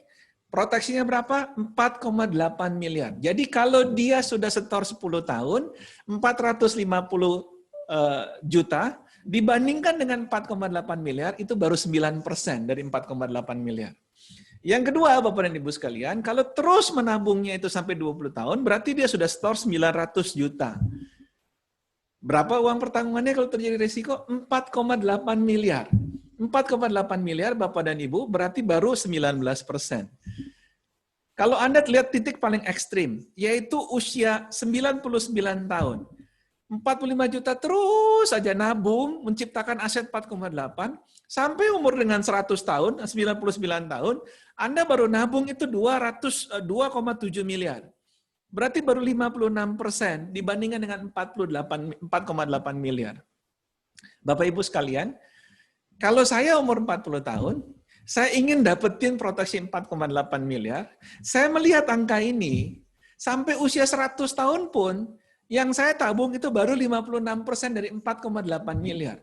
Padahal, Anda dan saya sama-sama tahu bahwa untuk capai umur 100 tahun pun, nggak gampang buat kita. Mungkin dari 1 juta orang yang dapat umur 100 tahun, nggak sampai 100 orang Bapak dan Ibu sekalian. Jarang sekali orang menyentuh usia 100 tahun, apalagi di generasi kita Bapak dan Ibu. Berarti ada kemungkinan sebelumnya kita sudah meninggal dunia. Berarti uangnya lebih sedikit dari 2,7. Belum ditambah resiko, kalau baru setor 1 kali gimana? Berarti 45 jutanya itu akan ditukar dengan 4,8 miliar aset yang akan tercipta secara langsung, secara spontan buat Anda semua. Bapak dan Ibu, menghitungnya sangat sederhana. Saya menceritakan kepada Anda semua, saya adalah pemegang polis asuransi, model kayak begini juga. Saya berhitung Bapak dan Ibu sekalian. Kebetulan usia saya udah lebih dari 40 tahun. Let's say saya umur 50 tahun. Saya belum 50 tahun, tapi biar gampang hitung 50 tahun. 30 tahun dari sekarang Bapak dan Ibu sekalian, angkanya masih jauh di bawah 4,8. Hitung-hitungan matematik saya mengatakan, menciptakan aset dengan harga murah, ya begini caranya. Apalagi ditambah dengan resiko, kemungkinan terjadi resiko dalam waktu lebih cepat daripada 30 tahun. Bapak dan Ibu, ada 1 poin lagi yang menarik. Poin yang menarik berikutnya itu adalah, ada bagian kedua dari program ini, yang tadi saya bilang angkanya naik turun begini Bapak Ibu sekalian. Kita lihat baik-baik, inilah adalah potensi nilai investasi. Elemen investasi dari program ini yang sengaja saya taruh di bagian kedua. Karena tanpa ini pun Bapak dan Ibu, Anda sudah lihat bahwa this is a very good investment untuk proteksi Anda. Belum ditambah dengan nilai investasi yang baru saja keluar tadi di layar Anda. Anda lihat baik-baik, di sini adalah potensi nilai investasi memang tidak dijamin, ada nilai tinggi di sini, kemudian nilai sedang ataupun nilai rendah. Bapak Ibu sekalian, kalau dia tinggi sekali, kalau sampai terjadi resiko, amit-amit ya, Bapak Ibu sekalian, terjadi resiko nih, umur 65 misalnya, nih 65. Berarti 4,8 miliarnya itu masih ditambah dengan 5,1 miliar nilai investasi, kalau asumsinya itu terus tinggi. Tetapi misalnya kalau terjadinya itu sedang, Bapak Ibu sekalian ya cuma 1,5 dan seterusnya dan seterusnya dan seterusnya. Ini adalah potensi nilai investasi yang bisa membuat Anda merasa bahwa tanpa ini pun sebetulnya Anda sudah melihat ini sebagai good investment, menciptakan aset dengan biaya yang murah, apalagi ditambah ini. Bapak dan Ibu sekalian, inilah the beauty of Mahacita Protection yang sekarang banyak dipergunakan orang untuk memastikan dia punya aset yang bisa tercipta kalau terjadi sesuatu atas dirinya. Saya mau kasih lihat analogi yang lebih detail mengenai hal ini, betapa ini menunjukkan this is a very good investment. Tapi sebelumnya kita lihat sama-sama bahwa program yang tadi saya jelaskan itu program dasarnya. Dia masih bisa ditambahkan, masih bisa di-add on, ditambahkan benefitnya dengan perlindungan yang lain. Contoh, biaya rawat inap rumah sakit. Kalau Anda mau, tambahkan dalam program ini. Kedua, kalau perlindungan risiko penyakit kritis, silahkan ditambahkan. Lalu mau ada santunan cacat tetap total, silakan ditambahkan. Karena sifatnya opsional Bapak dan Ibu. Kalau Anda merasa butuh, silakan tambahkan. Sebaiknya ditambahkan, tapi kalau tidak ditambahkan pun nggak jadi masalah. Ya, itu sebagai bagian yang bisa ditambahkan atau add-on. Kita lanjutkan sekarang. Kita lanjutkan. Oke, Bapak dan Ibu silakan lihat. Tadi saya menceritakan tentang yang namanya income protection. Bagaimana cara kita menciptakan proteksi terhadap income kita. Inilah dasar daripada asuransi. Bapak Ibu sekalian, yang namanya income protection itu didapat dari mana? Dia dapat dari penciptaan aset. Jadi fungsi asuransi selain menciptakan income protection, tetapi dia juga adalah cara yang paling efektif, paling murah, paling efisien untuk menciptakan aset. Bapak Ibu, gimana contohnya? Mari kita bandingkan dua hal berikut ini. Tolong dibuka, panitia. Oke, kita lihat sama-sama. Misalkan angka 4,8 miliar ini saya cloning beli properti sekarang. 4,8 miliar mau beli properti. Properti kita tahu persis ada down payment. Down payment biasanya 30%. Jadi 1,44 miliar kurang lebih dari 4,8 harus dikasih secara tunai down payment. 70%-nya cicil. 70%-nya cicil Bapak dan Ibu sekalian berarti sisanya 3,36 miliar. Kita sudah hitung pakai yang namanya financial calculator atau loan calculator. Kalau dia bunganya 10% per tahun, maka dia harus menyisihkan uang mencicil 32,5 juta per bulan. Ingat baik-baik, per bulan. 32,5 juta per bulan. Asetnya 4,8. Cicilnya 32,5 juta per bulan untuk 20 tahun ya. Berarti 390 juta per tahun Bapak dan Ibu sekalian. Wah, luar biasa. Pak, kan sekarang ada kredit yang tanpa DP. Benar, itu berarti cicilannya akan loncat lebih tinggi Bapak dan Ibu sekalian. Anda tahu nggak? Dengan contoh yang tadi kita ceritakan kepada Anda, kalau ini uangnya dipakai untuk beli aset di asuransi, yang tujuannya adalah untuk kasih warisan. By the way, kalau kita beli aset tujuannya buat apa sih? Ada dua, pakai sendiri, kedua ujungnya akan diwariskan. Bapak Ibu sekalian, kalau diwariskan, beli aset dalam bentuk warisan proteksi asuransi, sama aja Bapak dan Ibu sekalian. Untuk diwariskan at the end. Lihat baik-baik Bapak dan Ibu sekalian. Kita buka. Nah, kalau Anda beli asetnya 4,8 miliar di Mahacita program, cicilannya, DP-nya by the way nggak ada ya, kosong. Cicilannya itu cuma 3,75 juta Bapak dan Ibu sekalian per bulan. Saya ulangi, 3,75 juta per bulan. Yang tadi 32,5 juta per bulan. Bapak Ibu sekalian, luar biasa sekali. 9 kali lipat harganya. Kalau belinya di properti. Bapak Ibu sekalian, atau 45 juta per tahun. Totally different things, Bapak dan Ibu sekalian. Kita lihat lanjutannya. Nah, ada poin-poin lain yang saya mau garis bawahi. Selain cicilan. Dari sisi pajak, lihat, Bapak dan Ibu, kalau misalnya nanti properti itu mau dijual, dijadikan uang tunai, kena pajak nggak? Yes, pasti kena pajak. Pajak jual beli, Bapak Ibu sekalian. Kontrak Mahacita, 0 pajaknya. Pada waktu nanti diberikan kepada ahli waris, smooth, tanpa pajak, Bapak dan Ibu sekalian. Potensi sengketa waris, seru tadi yang diomongin Pak Basri Adi. Bapak Ibu sekalian, potensi sengketa warisnya besar, tinggi, sering terjadi. Tadi ribuan Pak Basri Adi tadi mengatakan di website-nya. Kemudian kalau di kontrak Mahacita, jelas. Tidak akan ada sengketa waris. Karena dasarnya hukumnya berbeda. Landasan berpikirnya berbeda, Bapak Ibu sekalian. Jadi bukan diberikan kepada ahli waris, tapi diberikan bahasa asuransinya itu termaslahat atau beneficiary. Kenaikan harga. Ada yang bilang gini sama saya, Pak kalau beli properti kan harganya naik. Bapak Ibu sekalian benar. Tetapi jangan lupa, kalau klaim asuransi terjadi di program Mahacita, 4,8-nya keluar, nilai investasinya keluar nggak? Keluar juga. Nilai investasi itu semakin lama, semakin tinggi Bapak dan Ibu sekalian. Diasumsikan dia akan semakin tinggi. Dan itu sama dengan kenaikan harga. Berarti ada harga tambahan nanti yang akan diberikan dalam bentuk potensi nilai investasi. Kalau terjadi resiko sebelum lunas, berarti kalau properti, ya jual, lunasi sisa cicilannya. Nggak ada duitnya, atau belum ada uangnya. Ya sudah, kalau gitu, Bapak dan Ibu sekalian, Anda jual sama orang lain, Anda dapetin berapa yang Anda sudah setor. Atau lunasi tunai, kalau misalnya ada uangnya.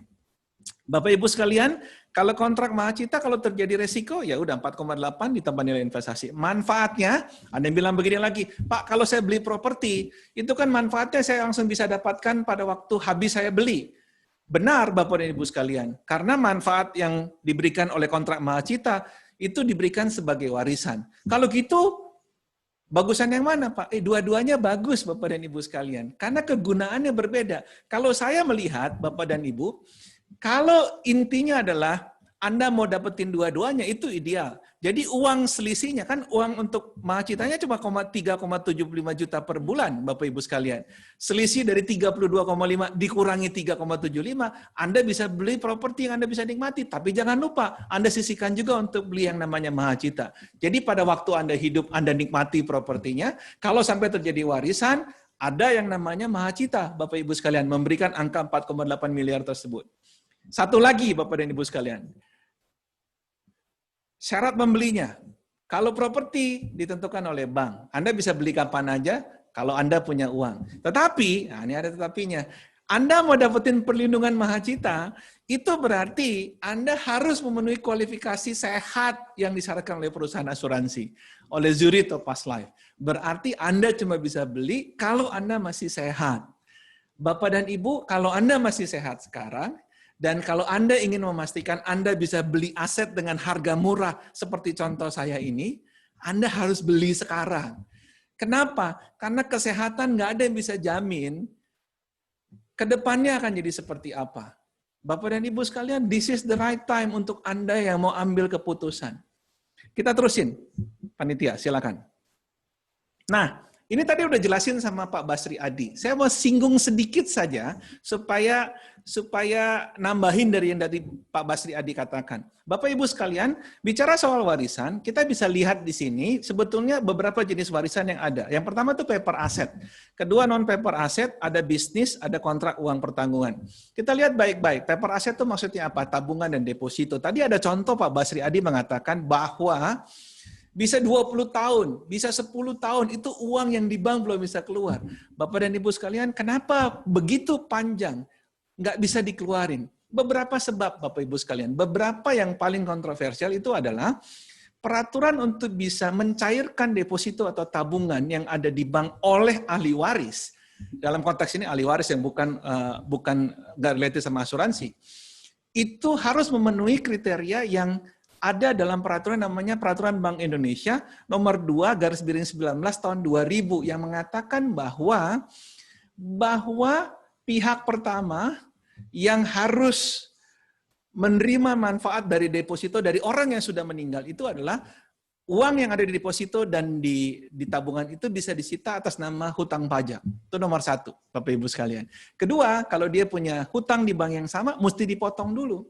Ketiga, kalau ada perkara pidana. Keempat, kalau ada perkara perdata yang belum selesai, itu pun nggak bisa dicairkan. Yang kelima, kalau punya hutang di bank lain bisa ambil uang yang ada di bank di mana dia punya tabungan.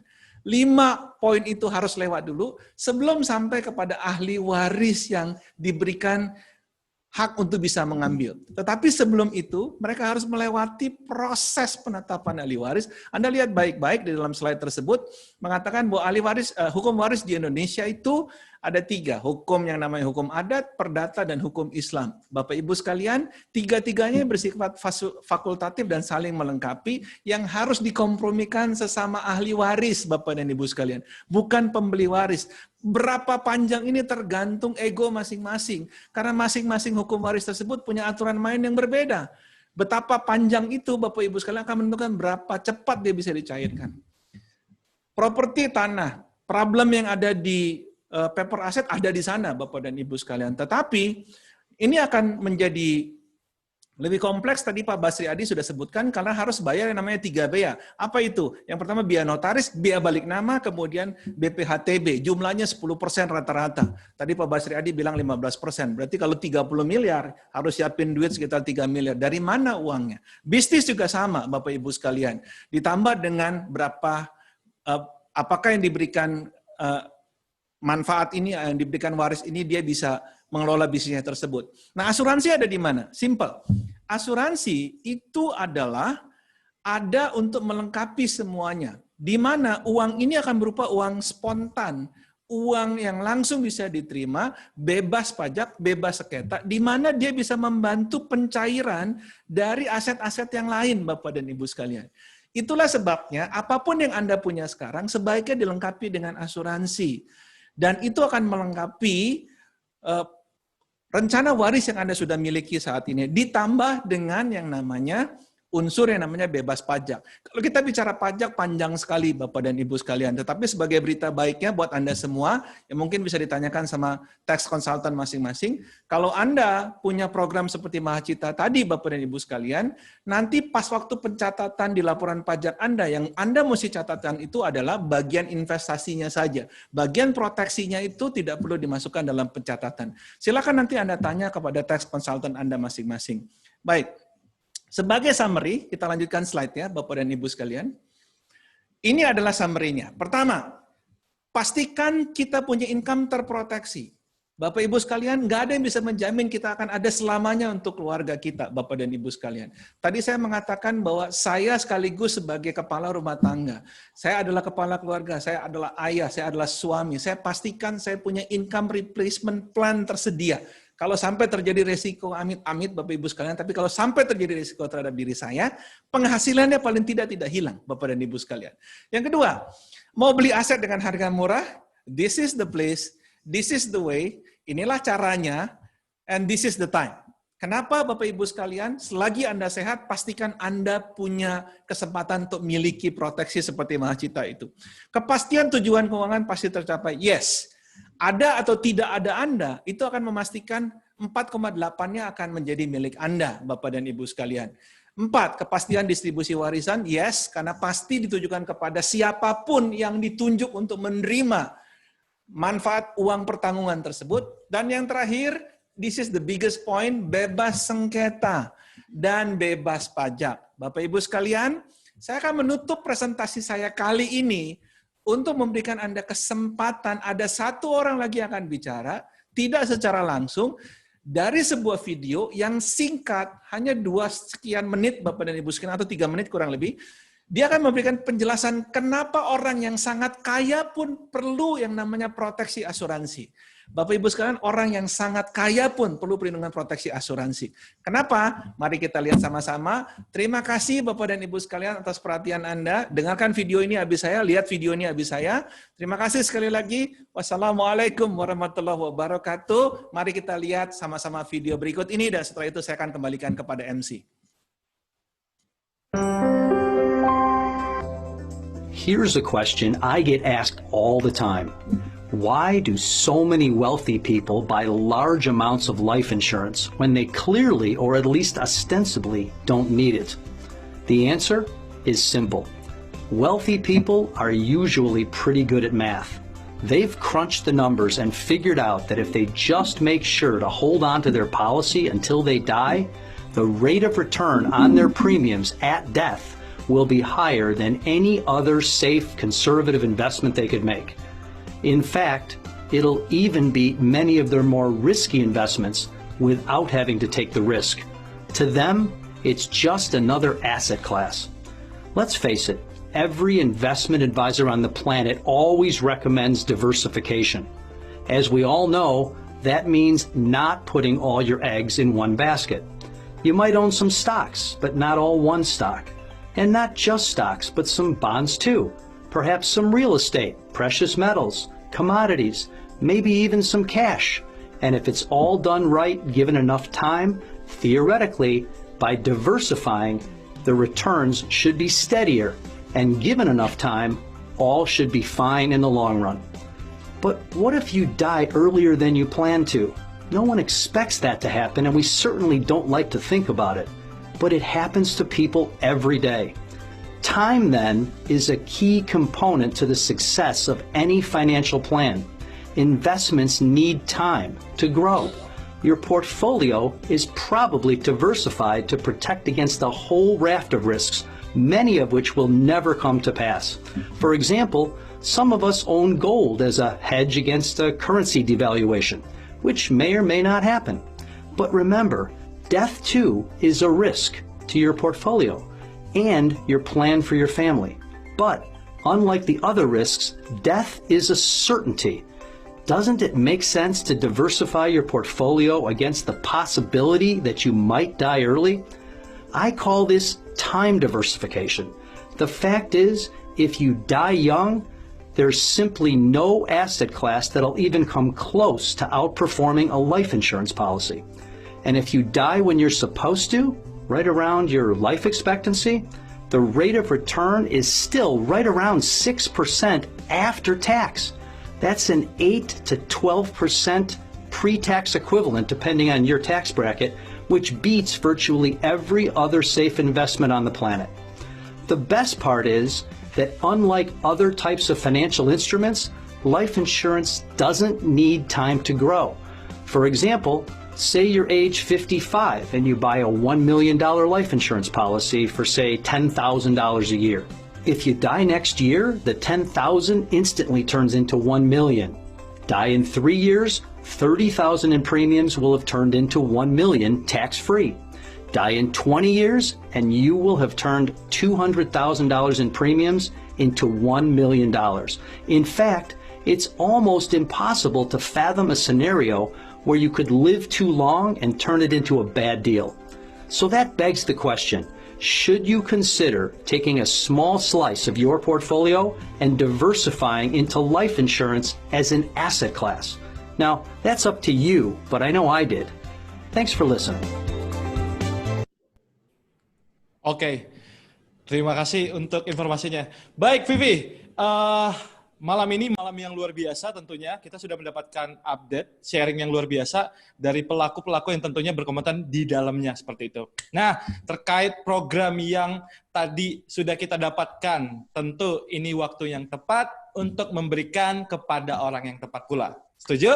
Setuju banget, Wilson. Ya, tadi kita sudah mendengarkan satu acara dari awal sampai akhir yang benar-benar lengkap gitu ya. Ibarat kata ini kalau kita bilang paket nih, paket udah selengkap-lengkapnya gitu kan. Ya. Dari awal kita mendapat pengetahuan mengenai perencanaan warisan itu seperti apa, lalu kita mendengarkan sharing yang luar biasa dari Ibu Lisa Linda, dan barusan ditutup dengan luar biasa oleh Bapak Budi dengan program yang luar biasa pula untuk merencanakan warisan yang terbaik untuk keluarga pastinya. Betul sekali. Yes, ini waktu yang tepat untuk Bapak Ibu semua yang terundang untuk mendapatkan program ini khusus pada malam hari ini saja. Kami akan buka penawaran untuk Anda. Nah, apa itu? Langsung ya, kita akan berikan kepada Bapak Ibu yang berkomitmen pada malam hari ini untuk mendapatkan program Cantik Mahacita yang very beautiful. Ini waktunya Bapak Ibu, tentu saja Anda akan mendapatkan reward bagi Anda. Salah satunya program perlindungan tadi, dan kemudian kita memberikan eksklusif untuk 5 orang yang berkomitmen pertama akan mendapatkan power bank, dan selanjutnya akan mendapatkan masing-masing tumbler seperti itu.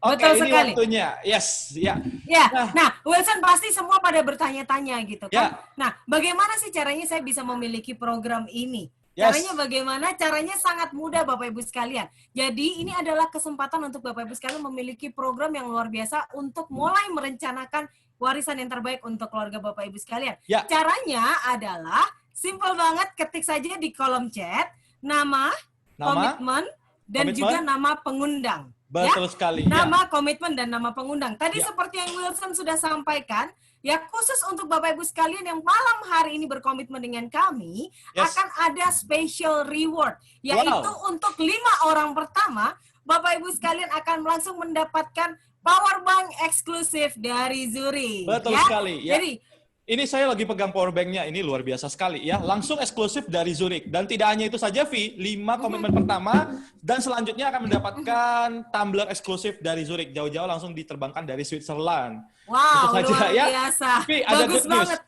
Yes, ada good news lagi. Kita akan buka untuk 20 komitmen pertama dulu. Wow, ya, luar biasa. Untuk 20 komitmen pertama dulu. Oke, sudah langsung. Ada yang pertama. Saya merinding Bapak Farudin 500 juta. Pengundang Bapak Daniel Wicitra. Congratulations untuk Bapak Farudin. Sudah mendapatkan perlindungan senilai 500 juta plus mendapatkan power bank. Sudah ada lagi Wilson atas nama Ibu Fatmawati 500 juta. 500 juta pengundang Ibu Media. Yes, luar biasa. Kita masih menunggu 3 orang untuk mendapatkan power bank, dan selanjutnya nanti akan mendapatkan tumbler eksklusif dari Zurich. Oke. Ibu Kalimah 20 juta pengundang Bapak Haris. Nah, perlu mungkin kita informasikan di sini, kita akan buka start harga dari 45 juta. Sesuai dengan tadi contoh kita dapatkan ya, Via. Ya, betul sekali. 45 juta untuk mendapatkan reward spesial pada malam hari ini. Tapi Bapak Ibu sekalian, jika Bapak Ibu sekalian mau ikut di bawah 45 juta, juga nggak apa-apa ya Wilson, tapi tidak dapat reward apapun. Tapi sepertinya ini Bapak Ibu Kalimah ini adalah 20 juta per bulan, Vi. Sepertinya Wilson. Ya, kita tunggu konfirmasinya ya. Bagi Bapak Ibu, ini waktunya untuk Anda memberikan komitmen. Ada lagi. Wow, Bapak Singgi 250 juta pengundang Bapak Denny Chan. Selamat Bapak Singgi. Congratulations. Anda memberikan yang terbaik bagi keluarga Anda. Ayo Bapak Ibu, ini waktunya Anda memberikan hal yang baik pula untuk keluarga tercinta di rumah, gitu. Oke, ada lagi yang berkomitmen, Vi? Ada lagi Bapak Wena Setiawan 20 juta pengundang Bapak Ferdinand. Yes. Oke. Dan kemudian Lalu ada juga lagi Ibu Michelle diundang oleh Ibu Claudia Evita 15 juta. ya, selamat untuk Congratulations. semua yang berkomitmen. Bagi Bapak Ibu yang ingin mendapatkan tumbler ataupun power bank eksklusif dari Zurich, yuk Bapak Ibu kita buka Betul komitmen sekali. dimulai dari Hanya menabung 45 juta saja. rupiah. Vi, ada good news lagi, Vi. Yes, apa itu Wilson? Tadi kita lihat banyak sekali pertanyaan-pertanyaan yang diberikan terkait tema kita pada malam hari ini, spesialnya untuk Bapak Basri. Betul. Nah, Betul, dan itu banyak sekali yang masih belum terjawab ya pertanyaan itu. Nah, ya, bagaimana Wilson, ya? caranya supaya pertanyaan saya terjawab, Vi? Nah, harus ikut sesi lanjutan dong pastinya dengan Pak Betul Basri sekali. ya. Aku harus ikut sesi lanjutan. Nah, good news-nya bagi Bapak Ibu yang berkomitmen premi 45 juta ke atas, Anda berkesempatan mengikuti eksklusif seminar bersama Bapak Basri. Tentu saja seminar yang lebih tajam dan lebih detail terhadap pertanyaan-pertanyaan yang mungkin belum terjawab pada malam hari ini. Betul sekali. Jadi Bapak Ibu sekalian jangan sia-siakan kesempatan pada malam hari ini Yes. ya. Karena Bapak Ibu sekalian bisa berkesempatan untuk mendapatkan seminar eksklusif dengan Bapak Basri Adi. Di situ Betul Bapak Ibu sekali. sekalian bisa berdiskusi lebih lanjut mengenai Langsung. perencanaan warisan seperti apa Yes. gitu ya. Mungkin ini yang 15 juta ataupun yang 20 juta ini bisa dikonfirm Kalau apakah mau bulanan atau nambah tahunan. boleh ya. Betul Kalau sekali. mau nambah ya. juga boleh. Saya rasa Bapak Ibu itu sekalian- bulanan, Vi. Saya rasa itu bulanan. Oke. Ayo kita masih ngitung. Berapa lagi yang tadi sudah berkomitmen? Oke, saya dan istri 50 juta. Pengundang Ibu Metia. Wow, congratulations untuk Bapak Rus Suherianto. Bapak Oke. Rus Suherianto masing-masing 50 juta. Yes. Selamat. Pengundangnya Ibu Meta, congratulations. Panitia Nah, untuk- kita punya kolom untuk yang sudah berkomitmen. Oke, kita Betul. tampilin dulu siapa yang sudah berhak mendapatkan komitmen di atas 45 juta. Kita boleh tampilkan? Oke, sembari menunggu, kita menunggu kembali untuk Bapak Ibu yang terundang pada malam hari ini berkomitmen memiliki program yang luar biasa. Betul Oke. sekali. Nah, Nah, Devi. Wilson pastinya tadi selain Bapak Ibu sekalian bisa mendapatkan reward ya, Betul. seperti tadi power bank, lalu Yes. juga ada tumbler, lalu juga ada eksklusif seminar Bapak Basri Adi, Ya. dan pastinya Bapak Ibu sekalian pasti akan mendapatkan manfaat yang luar biasa dari program yang ditawarkan oleh Tentu PT Zuri saja, Topaz Live benar. pastinya. Ya. Dari dana kecil kita mendapatkan sesuatu yang besar dan diberikan kepada orang yang kita sayangi. Sebenarnya itu, seperti itu, Vi, ya. Betul Oke. sekali, Wilson. Nah, Baik. sepertinya ini kita sudah ada total 7. 7. Oh, Oke, ada lagi. Brandon 30 juta pengundang Ibu Kristi. Wow. Yes. Oke, Vi, tadi saya mungkin akan ada jawab satu pertanyaan. Tadi ada pertanyaan, program ini bisa diberikan kepada ahli waris dengan sama rata nggak? Jawabannya adalah bisa. Jadi, Bapak Ibu, ketika memiliki program yang bernama Macita ini, Anda langsung bisa menentukan berapa persen bagian-bagiannya untuk orang yang Anda cintai. Tentu saja Betul sekali. keluarga, ya. Oke. Nah, sepertinya kita ada dapat tambahan lagi. Yes. Ibu Dewi 15 juta pengundang Ibu Kristi. Selamat Congratulations. untuk Ibu Kristi, ya. Anda sudah memberikan yang terbaik bagi keluarga Anda. Nah, Betul ayo kita masih sekali. tunggu. Oke, Pak Sumargo, Ada 200 lagi Bapak juta. Sumargo 200 juta Pengundang pengundang Denny Bapak Chan. Denny Chan. Wow. Oke, lanjut lagi, Vi. Congratulations. Ada lagi. Ada Titin. Ibu Tintin 25 juta pengundang Ibu Dian. Dian, Congratulations. Nah, Baik. Bapak Ibu sekalian, ayo power bank dan tumbler menanti masih ya. tersedia. Jadi hanya dengan menabung minimal 45 juta saja, Bapak Ibu sekalian, sudah bisa mendapatkan tumbler eksklusif dan juga Ya. pastinya power bank eksklusif Betul. dan seminar eksklusif dari Bapak Basri Adi pastinya. Baik, Vi, ada bad news. Ternyata Yes. Powerbank sudah close. Oke. Sudah close. Oke, kita hanya memberikan tinggal tumbler eksklusif dari Zurich. Oke, Bapak Ibu Oke. sekalian sudah ada tambahan Ibu Ang Sui Hwa pengundang bong 35 juta. Selamat kepada Ibu Ang Soi Hwa, Ang pengundang Bapak Sui Bong. Hwa Wah. pengundang Bapak Bong 35 Luar juta. biasa sekali. Oke, mungkin ini bisa ditambahkan Bunda Lili untuk bisa mendapatkan tumbler eksklusif dari Zurich, ya. Tambah Oke. 10 juta ya, Tambah jadi 10 supaya juta. bisa langsung dapat tumbler. Plus ya? dapat seminar eksklusif dari Bapak Basri juga. Betul Wow. sekali.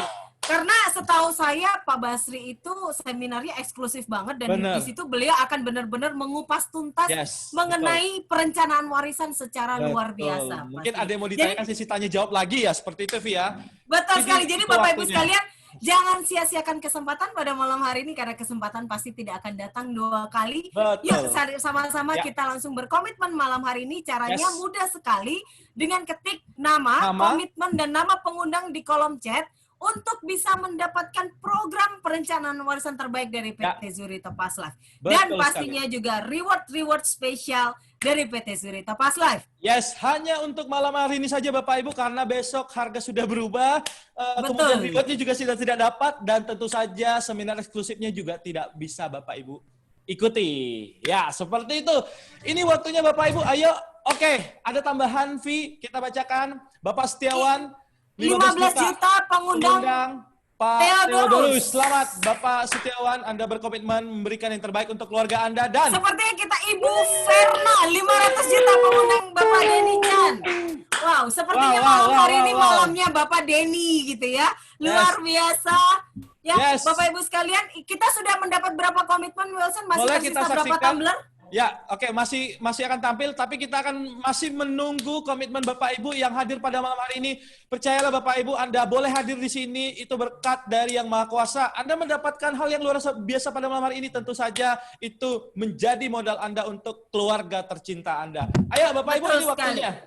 Oke, ada Bapak lagi?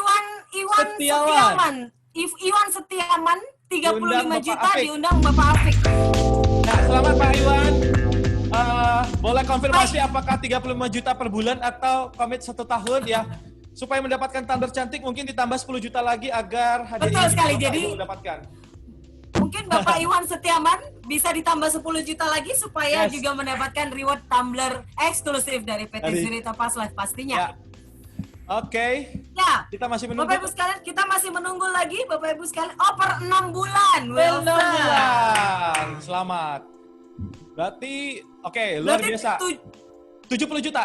70 juta, ya. 70 juta, selamat untuk Pak Iwan Setiawan.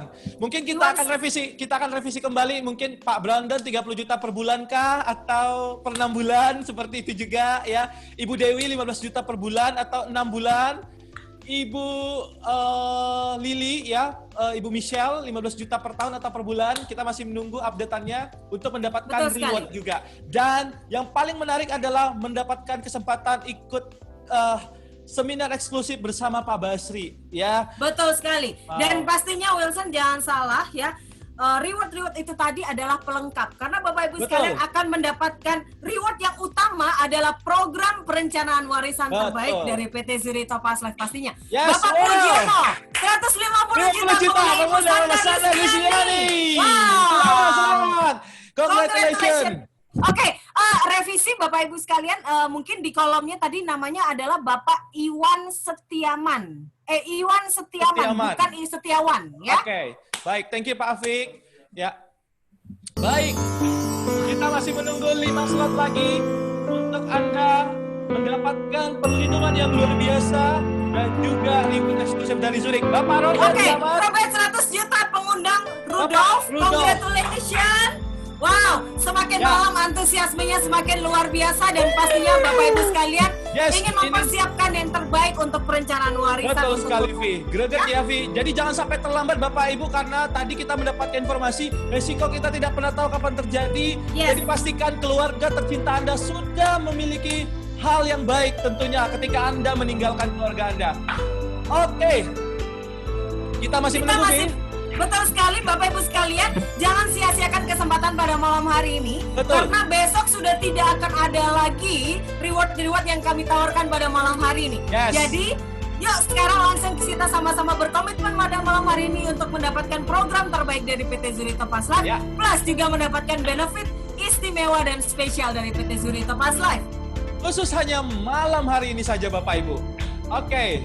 Kita masih hanya dengan menabung minimal 45 juta saja, Bapak Ibu sekalian bisa mendapatkan tumbler eksklusif dari PT Zuri Topaz Life, ya. Plus seminar eksklusif dengan Bapak Basri Adi. Oke, kita masih menunggu 3 slot lagi, Vi, pada malam hari ini. Oke, Bapak Ibu, jadi jangan sampai sia-siakan. Oke, tambahan lagi. Yuda, 50 juta mengundang Ibu Dian. Congratulations. Selamat, Bapak Yuda. Anda memberikan perlindungan yang luar biasa untuk keluarga tercinta Anda. Bapak Ibu nggak usah pikir terlalu lama. Chat aja dulu, amankan dulu. Amankan dulu, Bapak Ibu, nggak usah terlalu pikir panjang. Langsung, saya komitmen, Bapak Ibu. Dengan Anda memiliki komitmen, tentu Anda sudah ngeblok, saya cinta keluarga saya, seperti itu. Ayo, ini waktunya Bapak Ibu untuk memiliki program yang luar biasa. Tadi sudah dapat contohnya juga, Bapak Ibu. Oke, tinggal 2 slot lagi, Vi. Betul sekali. Bapak Ibu sekalian, hanya tersisa 2 slot saja, jadi jangan sia-siakan kesempatan pada malam hari ini. Yes. Amankan dulu, ya. Amankan dulu karena Bapak Ibu sekalian akan mendapatkan paket yang lengkap sekali. Program perencanaan warisan terbaik. Bapak Ibu sekalian juga bisa mendapatkan tumbler eksklusif dan seminar eksklusif oleh Bapak Basri Adi pastinya. Yes, betul sekali. Pak, sampai 1,2 miliar. Congratulations. Ibu Yani. Ini Bapak atau Ibu ini ya. Ini mejanya mau saya goyang loh nih. Oke, lalu Ibu Laili 30 juta. Ibu Juni pengundangnya. Thank you. Slotnya sudah habis Kak ya? Sepertinya antusiasmenya masih luar biasa nih Wilson. Kita buka lagi Gimana slotnya. nih? Berapa? Oke. Tambah. Lagi. Tambah lagi Ibu Lisa. Oke, kita akan buka 5 slot lagi Bapak Ibu. It's the time Bapak Ibu untuk memiliki program yang luar biasa. Bapak Ibu, program yang luar biasa tentu diberikan kepada orang yang luar biasa pula. Ya, oke, kita buka 5 slot lagi untuk Bapak Ibu yang berkomitmen pada malam hari ini. Tentu saja Bapak Ibu, ini waktu yang tepat, Bapak Ibu, momen yang tepat, luar biasa ya. Walaupun kita bertemu secara virtual, tapi yakinlah Bapak Ibu, ini waktunya untuk Anda memiliki program perlindungan yang luar biasa. Betul sekali Wilson. Apalagi pada malam hari ini kita menambahkan 5 slot ya. 5 slot lagi. Karena semakin lama semakin antusiasmenya luar biasa. Ya. Sepertinya masih nego kira-kira berapa sih yang paling sesuai buat saya gitu ya. Bapak Ibu sekalian jangan sia-siakan kesempatan ini karena kesempatan tidak akan datang 2 kali. Caranya sangat mudah. Tinggal ketikkan saja nama, komitmen dan nama pengundang di kolom chat untuk bisa mengamankan paket yang luar biasa dari PT Zurich. Yes. Betul, Vi. Kesempatan itu tidak datang 2 kali. Betul sekali. Yang datang berkali-kali itu adalah kesemutan seperti itu. Malam hari ini saya sempat kesemutan gitu kan. Nah, kenapa? Wow, antusiasmenya luar biasa banget. Betul gitu ya Wilson ya.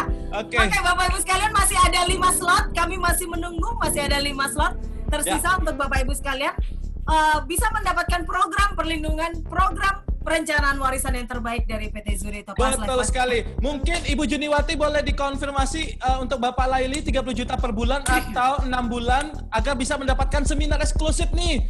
Ya, jadi ini waktu yang tepat seperti itu ya.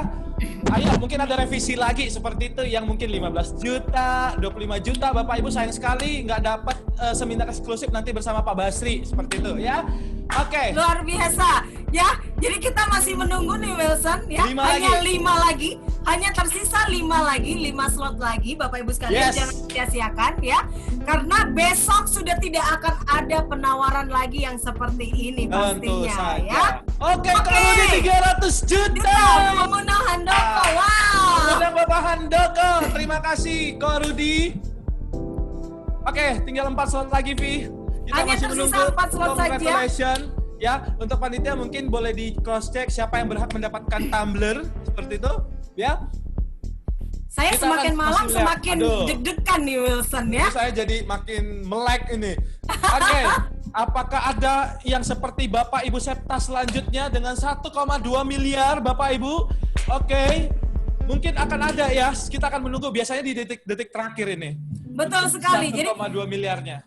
Betul. Bapak Ibu sekalian, jadi Bapak Ibu sekalian bisa menentukan sendiri kalau kira-kira saya kayaknya 1 miliar kayaknya kurang nih, saya mau 2 miliar. Boleh banget. Kalau misalkan saya mau 100 juta aja juga boleh ya. Hanya tersisa 4 slot saja Bapak Ibu sekalian untuk bisa mendapatkan program perencanaan warisan terbaik dari PT Zurich Topaz Life plus tumbler eksklusif dan juga seminar eksklusif dari Bapak Basri Adi pastinya. Wow. Pak Halim Prayogo selamat 500 juta pengundang Ibu Yeni. Wow, makin malam makin hot Bapak Ibu ya. Tinggal 3 slot lagi yang tersisa tentu saja. Panitia, oke. Kita mundur, Vi. Aduh. Oh, kita harus hitung mundur nih ya sepertinya. Oke. Baiklah Bapak Ibu, ini waktu yang tidak saya sukai sebenarnya. Tapi waktu terus berjalan, tentu saja waktu tidak bisa diputar. Maka saya harus menghitung 10, 9,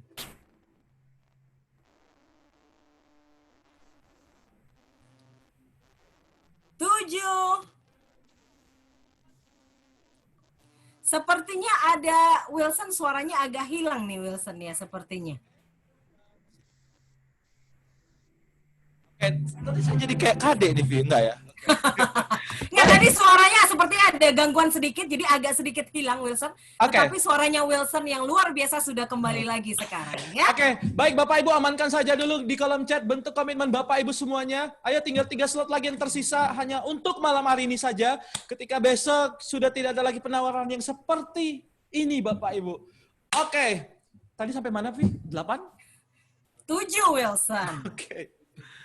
Oke, baik. Kita masih menunggu.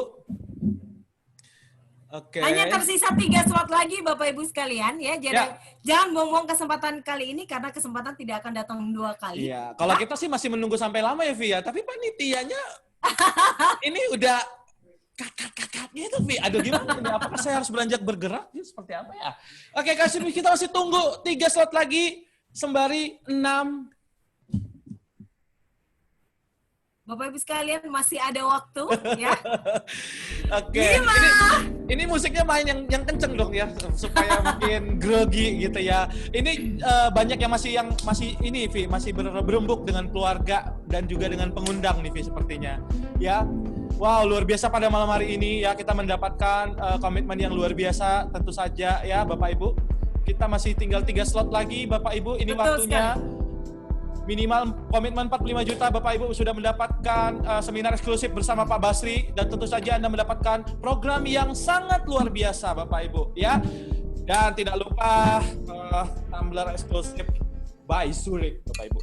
Betul sekali Bapak Ibu sekalian, hanya dengan menabung 45 juta saja, ya 45 juta saja minimal, Bapak Ibu sekalian bisa mendapatkan program perencanaan warisan terbaik dari PT Zurich Topaz Life. Yes, Plus, baik. tumbler eksklusif dan juga seminar eksklusif dari Bapak Basri Adi. Yes, oke. Baik, kita akan hitung kembali, Vi. 5, 4, 3, 2. Wow. Oke. Biasa di detik-detik terakhir ya. Pak Halim Prayogo selamat 500 juta, pengundang Ibu Yeni, tambahan Bapak Denny Soekarno 750 juta. Wow. 1. Baik Bapak Ibu, demikian kita sudah tutup penawaran kita pada malam hari ini. Congratulations kepada Bapak Ibu, sebanyak 23 komitmen telah terjadi pada malam hari ini. Ini merupakan pembuktian bahwa Anda mencintai keluarga Anda. Sekali lagi, tidak ada kata yang luar biasa lagi bisa saya ucapkan selain congratulations, selamat Bapak Ibu. Terima kasih untuk komitmen Anda pada malam hari ini. Ini membuktikan bahwa Anda sayang keluarga. Seperti itu, Vi. Betul sekali Bapak Ibu sekalian, kami ucapkan terima kasih atas komitmen yang sudah diberikan oleh Bapak Ibu sekalian pada malam hari ini. Terima kasih sudah mempercayakan kepada PT Zurich Topaz Life untuk membantu Bapak Ibu sekalian dalam program perencanaan warisan. Betul sekali. Baik pastinya. Baik.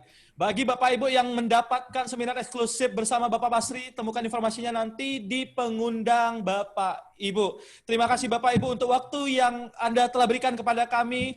Kami ucapkan terima kasih juga khusus untuk Bapak Basri, Bapak Budi Darmawan, dan juga Ibu Liza Linda yang telah memberikan sharing yang luar biasa pada malam hari ini, Vi. Betul sekali. Terutama juga untuk para tamu undangan yang sudah hadir pada malam hari ini. Terima kasih atas waktunya. Terima kasih atas kehadiran Bapak Ibu sekalian. Ada satu lagi, Vi. Ada satu lagi terkhusus untuk CEO kita, Mr. Chris Bendel, juga join pada malam hari ini. Thank you, Mr. Chris Bendel, already join with us. Oke, baik. Saya Wilson Pasaribu mohon pamit, dan rekan saya Vivi. Kami berdua pamit. Terima kasih dan selamat malam. Selamat malam Indonesia. Thank you Wilson, Vivi. Terima kasih Pak Basri. Terima kasih Bu Lisa, terima kasih Pak Basri. Terima kasih Pak Budi. Terima kasih semuanya. Ku ada untuk terbimbang di dunia, ciptakan sejarah